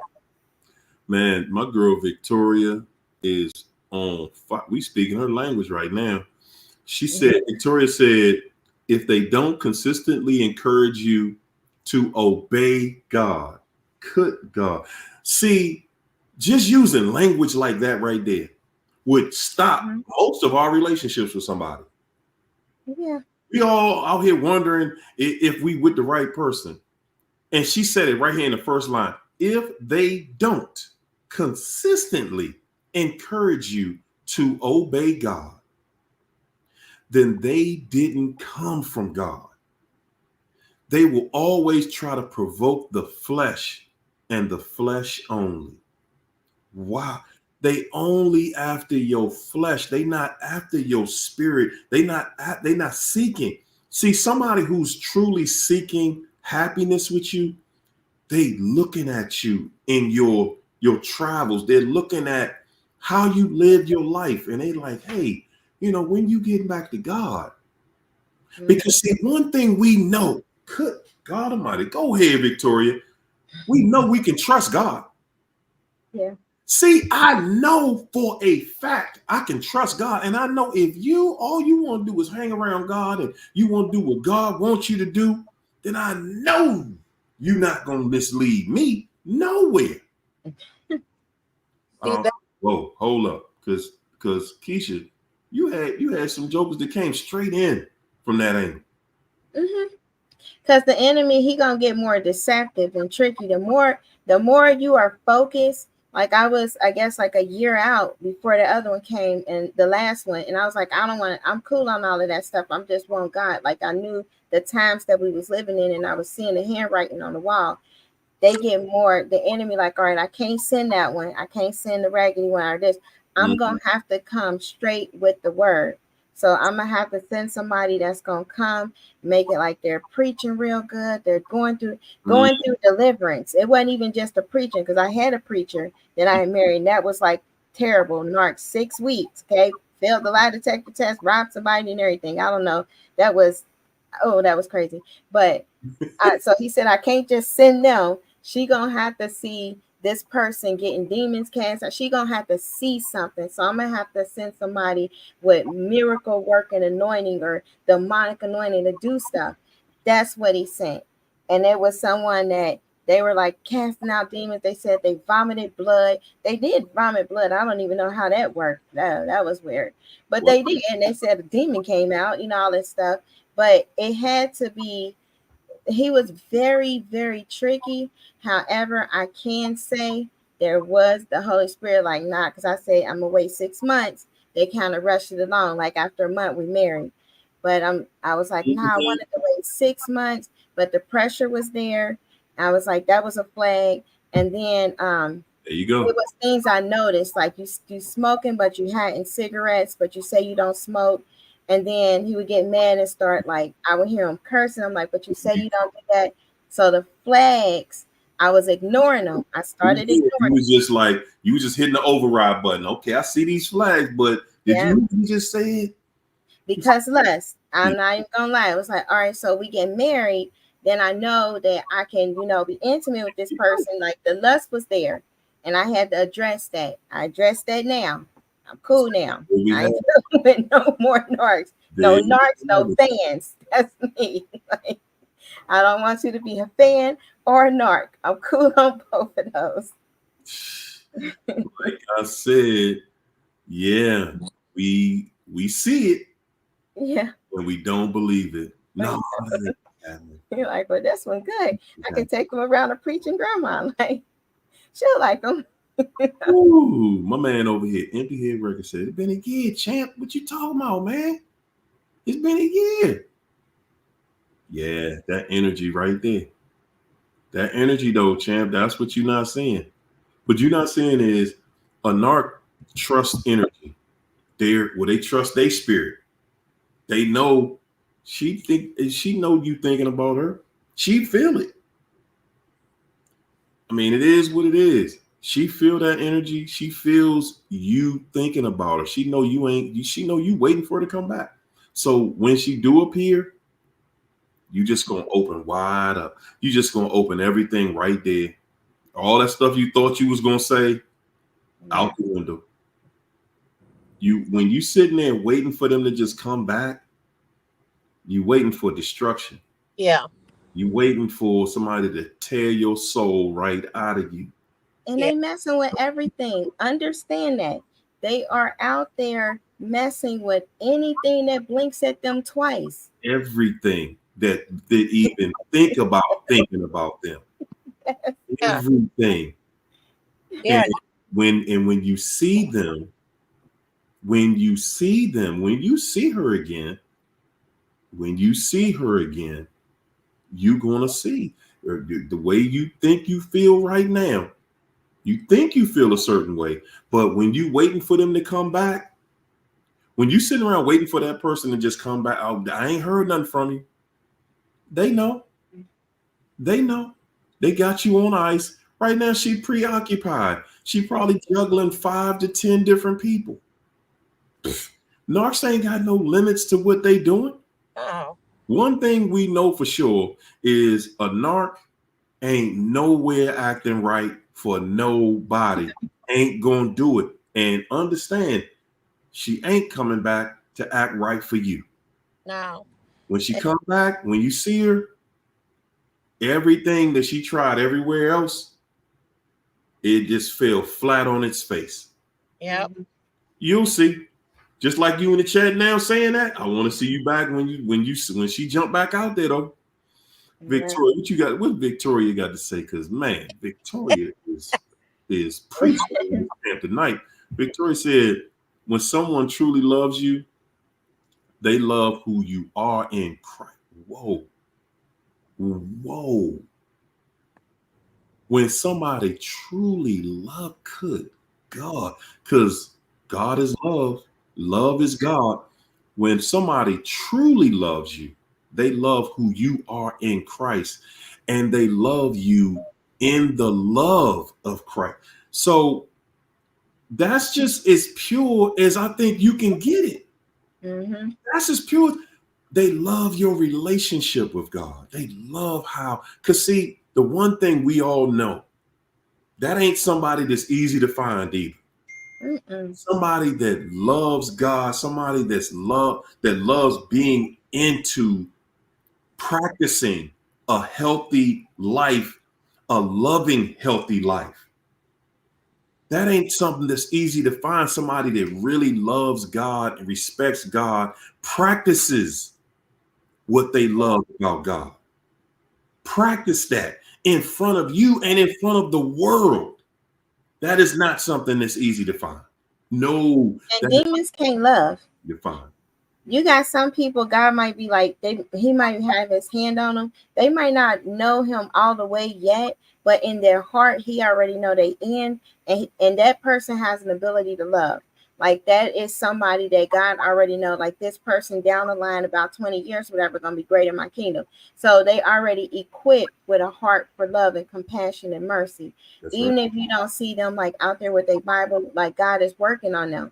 But the ones that are demonized, and we need to call them what we saying, my narcissist, and Beelzebub and Jezebel. Okay, them two things. I think they cannot love. I think Eve started that Jezebel.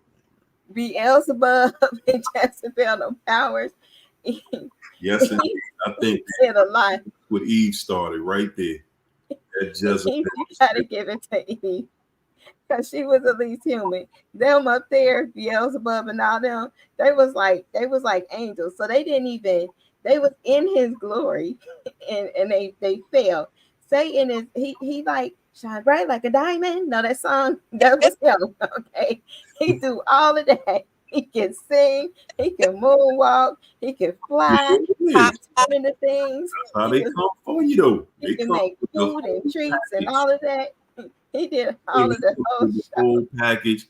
if I can get you locked in, all I need is for you to answer the call. If you He's never seen so many lights. She's like, oh, I can touch it. I can touch a rhinestone. Like, so she just didn't know. But them ones that we were with, they're demonic powers that's in them, they cannot love. And once we understand, and that's hard, it's hard because it's hurt and it's painful. And it take a while to just really heal from that, the fact that you have been deceived. So it's not that you just were lied to, it's that you were lied to and you believed it.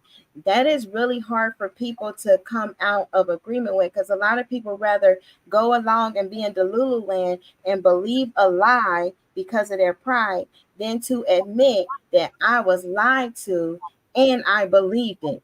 So if you can get humble enough to admit that and understand what you were dealing with, you are dealing with someone that is not capable of love, no matter how nice their eyes look when they say, oh, I love you, babe, and oh, babe, you know that you were the only one for me. They are acting, they're lying, they cannot love, they don't feel, they show in their actions and behaviors that love is not a thing, because they want whatever they can get from you, whether it's accolades, whether it's intimacy, or I'm not gonna say intimacy, just straight out sex, or your money, or your reputation, or your life, your identity. They'll even like take your face off and wear it if they could. They want to be you, and then they want to go back to their muddy waters as you, pick up the riffraff and control that riffraff as you. That's what they want to do. It's never about I'm going to build this relationship with you, because they can't. Light and dark can't comprehend each other. If God's spirit is like on your life, those demons knew it when they met you. They can't be in your presence because under that pressure, God is going to start getting at your heart. Like he's going to start drawing you out. Those demons are going to get very uncomfortable because he's not just going to let you perish like that. That's right. Yep. And you know what? That's where you really want to be. You want to be in a place where, man, these demons are uncomfortable over here. Yeah. When They you're in can't a take place it. where demons are comfortable being hanging out with you, you in a bad place. Yep. When you around all of that, right? See, that's the thing. When we figure out, okay, you know what? This is what's going on. At the end of the day, it's still a ploy. Any way this devil can pull you away from God, if it's through your family, if it's through your spouse, if it's through your children, through your mama, your dad, whoever, this devil don't care how. Right. Just want you pulled away from the one thing that gonna save everything. If you got a solid base underneath you, can't nothing defeat you while your feet is standing on that base. But the moment you take your feet off that base, you powerless, you hopeless, you crying, you begging, you saying, man, come on, God. I know you got something better for me than this. Come on, man. Again, ask yourself, where did I go? When did I jump off the base? Look back at your footsteps. Up, they're right over there. Right over there. I jumped off the base. I had my foot on base, so this devil could not tag me, and he tricked me into walking over there off base. And now I'm in here with all this crazy mess. Yep. You ever notice, man, that people who really are solid, and I mean solidly rooted in God, they have trials because that's a part of life.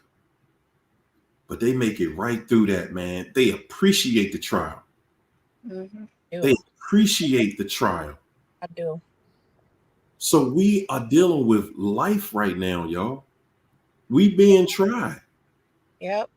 We all are being tried. So you gotta find where you say, hey, you know, I ain't gonna ask God about that. I'm gonna figure it out. When you still trying to figure it out, see, I figured it out. I said, hey, man, God, I can't control this, man. Handle that. You said you can handle it. I handle it, because I can't handle it. Put it in your hands, man. No, I'm putting it in your hands. And that's it. Got to. That's it. That's right. Victoria said it. Jesus is the rock. He is the true foundation. Hey, I know where my rock is. Mm-hmm. I'm passing it off to God. Amen. You got it. Handle that. I'm not going over there trying to manipulate this devil. This devil is a professional. Yes, he is. Invented the lie. And he trying to recruit. Like, you can come out of this two ways. Either you gonna run from God or you gonna get close to him. That's the only, once he send a narc. See, That's when it. he send a narc, he play that's that bluff card. He like the Satan throw up his Hail Mary. That's his last attempt at you. So once he send that narc, if he fail, he know it's over for his kingdom.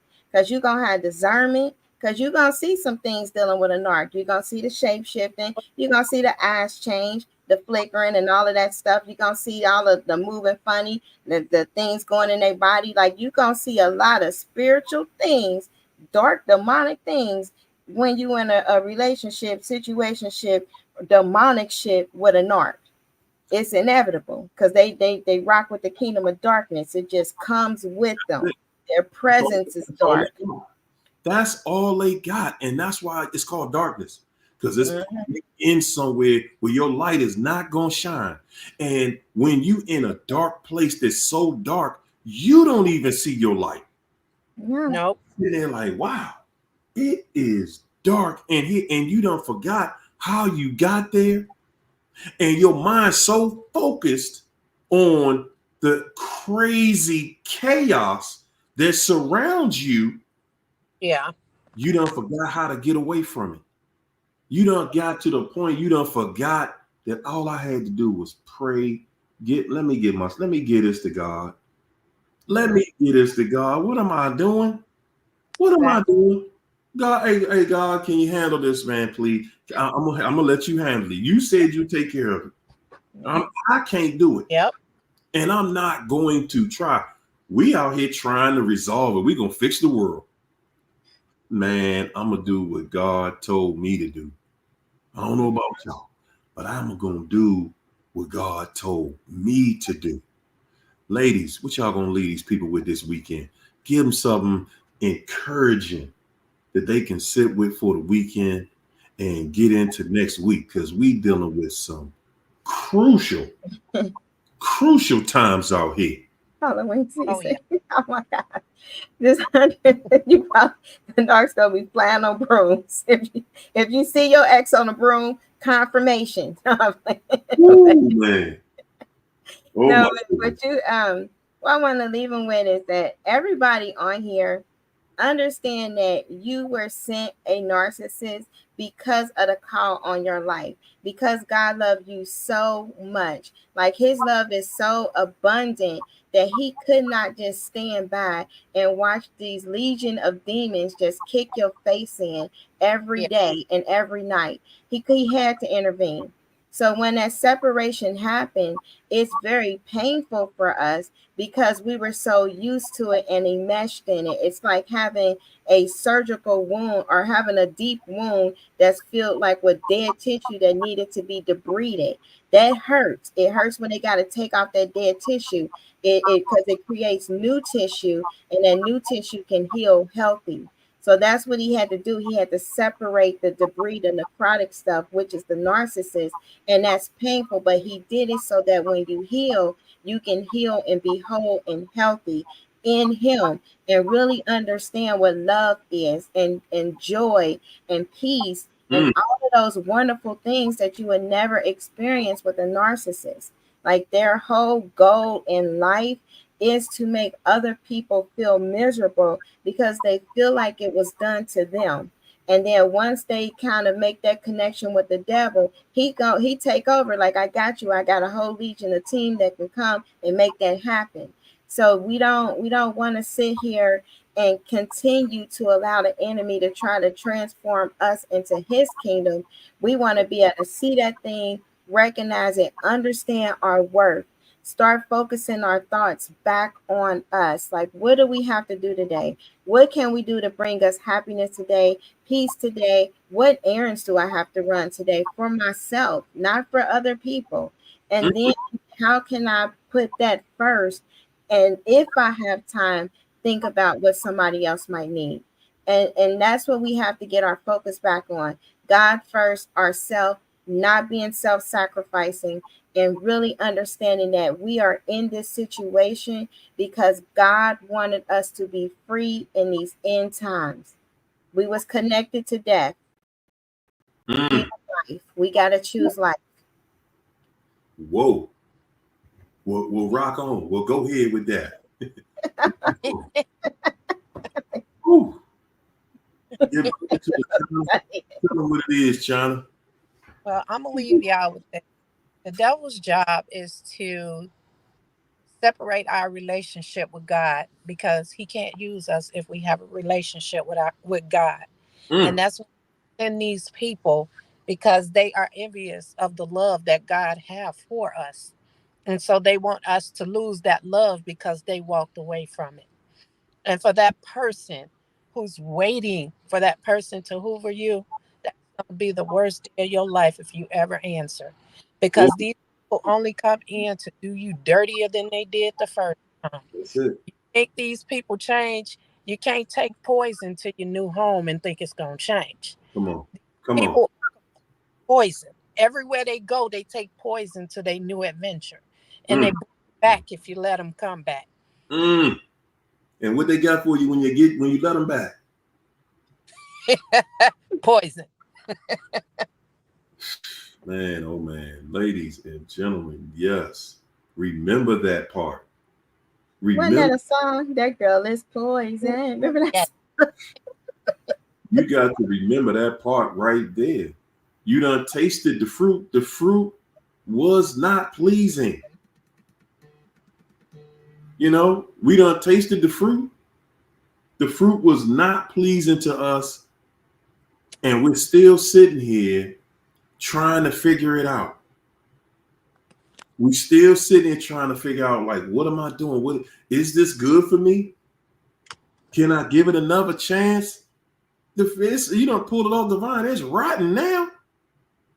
You still trying to get to it. It's rotten. And we still gonna figure out a way. I'm gonna figure out a way to now. And look, then I'm gonna trick God, right? This is what I'm gonna do. I'm gonna marry this devil. So, and that way I can trick God into helping us out. You are not going to do that. You are not going to trick God, is what you're not going to do. You're not going to play games with God. You lying to yourself, because God know you better than you know yourself. Ladies and gentlemen, everything that ever went wrong in your life, everything that's going wrong in your life, ask yourself, how did I deal with that versus did I go to God about that? Because everything that you go to God about, it's going to get taken care of. Everything, I said everything, didn't I? Everything that you take to God going to get handled. I'm going to go get this narc back. Oh, you want to cheat? I'm going to show you how to cheat. I'm going to let God handle that. I'm going to let God handle it. Because guess what? Somebody in there know where we going with this one. He said, vengeance is mine. I will repay. God, that's what God said. Vengeance is mine. I will repay. We get so wrapped up what we gonna do to somebody, and I'm gonna do this, I'm gonna do that, man. Vengeance is his. He gonna repay you for what you tried to do to me. I ain't even worrying about the law, the police, the courthouse, and all that other stuff. You lucky if they get to you before God deal with you. Yes. You lucky if you can get locked up before God put that penalty on you, because you don't get it. You are going to get it. Ladies and gentlemen, it was a time when I used to say this, man. I've said it so many, for years I've said, you've given all your time to everybody. You've allowed yourself to be a sacrificial lamb. When are you going to enjoy your own life? When are you going to start just enjoying your own life? So today I want to add to that. When are you going to bring God back in your life so that you can enjoy the rest of it? Because if you ain't enjoying it, you better ask yourself, where's God at? Is God in my life? If you're not enjoying your life every day, is God in your life? Are you praying?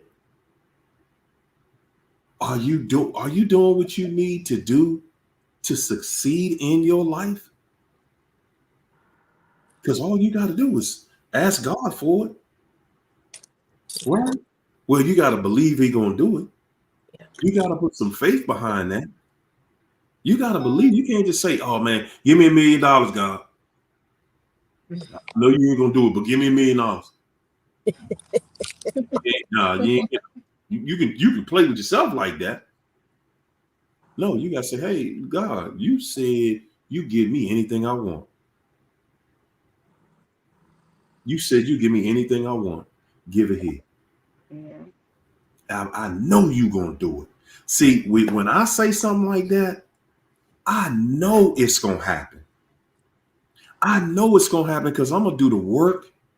I'm going to show God that I'm certain. No, I really want this. You're going to see, God going to see action. We want what we want with no action.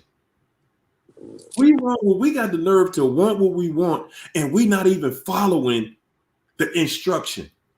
The same instruction, the same way we'll give our child instruction. Hey, if you do this, I'm telling you, this is how this is going to work for you.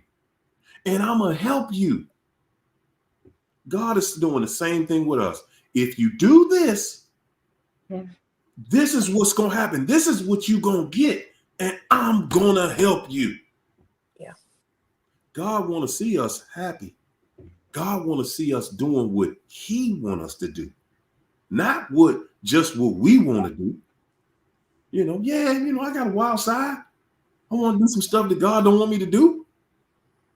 But I know at the end of the day, okay, I'm going to slip, I'm going to fall, I'm going to, but He ain't just writing me off. Yeah. I ain't wrote nobody off because you want to go drink a beer or you want to go smoke some weed or whatever you doing. He ain't wrote you off for that. He has not wrote you off for that. Okay, don't just make that your lifestyle. Say, oh, you know what? I done did this wrong. Let me get over here and get back to what God want me to do. Let me tell 5 people today, God love you. Something. I'm gonna do something. He just got me a brand new car. You know that? Like, my first ever brand new car. I've never got a brand new car before. And he did it. Congrats. Because my car broke down. And I was just like, oh, God, this sucks. Life sucks. But he was like, I got you. I didn't even need stubs or nothing. He just first ever happened. Just never happened in life. Walk them dudes. Man, I need a car, man. I need a car, man. Somebody put me in a car, man. I was driving off looking back like there's no cop cars. Like, okay, I'm not stealing this. Okay, I'm not stealing it. Give her that one right there. Give her that. She doing my work. Give her that one right there. Now we're gonna get her in that new one. We're gonna put her in that new joint. You ain't that new joint? Here you go. Here, we're gonna put you in the new one right there. Just wow. Like I've never had that happen. Well, now there it is. Now you know. Now you know. Congratulations. That's right. Guys, that's what I'm saying. When we do right, if we do the right thing, man, God is right there saying, hey, man, the whole time I've been here the whole time waiting for you to get it together, waiting for you to do the right thing. I've been here the whole time, and that's what it is. And that's what the message is. Okay, that's what the message is, man. We done got so far wrapped up in the how we gonna fix this devil and how we gonna, stop this devil. And listen, man, I ain't stopping this devil from nothing. You hear me? I ain't stopping him from nothing. God gonna handle all of that business. Yeah. All of it. Every issue that I have, every problem that I have, he got it already. Yeah. All I got to do is obey. All I got to do is obey. That's all you got to do. Obey. Do what he's saying do, man. Ain't no other way. We done tried all the other directions. We have tried everything else. You don't believe me? Then tell me something we didn't try to get over this, to get past it, to get beyond it. And the only thing that we have that truly got us through was the fact that we gave it to God. Yep. Like, I'm tired of fighting this war. Yeah. I'm gonna just give it to God. And that's it. Y'all wonder how to get past it? There's the secret. Okay, it ain't no secret. Man, give it to God, man. Stop playing. Give it to God. Give that headache in your house to God. Yep. God will take care of it, man. Stop trying to fix it. Stop trying to fix it, and surely stop trying to outdo it. You can't out evil the creator of evil. It ain't set up that way. Nope, not at all. Whew. Well, ladies and gentlemen, it's been a wonderful, wonderful session in here with y'all this evening. As we get ready for the rest of the weekend, we're going to leave you just like we came in here with nothing but love, peace, and soul train, everybody. Enjoy your weekend. And look here, if you have not prayed, because it wasn't a whole lot of hands up when I said who prayed and who's in a prayer, that means a whole lot of us ain't been praying. Yeah. Tears or prayers. 29 hands in it. I counted them. 29 hands went up. If you have not prayed, man, can you just say a little short prayer tonight? That's all. Say a short prayer tonight. Just get it started tonight. That's all. Thank you, Lord. That's all. That's all. Just say thank you. Start it today. If the relationship between you and God went to the left, just remember which one of y'all took it left. Good night, everybody. Thank you, ladies. I appreciate y'all, man. I'm praying for you. How about that? I'm praying for everybody in the chat. Everybody. Yes.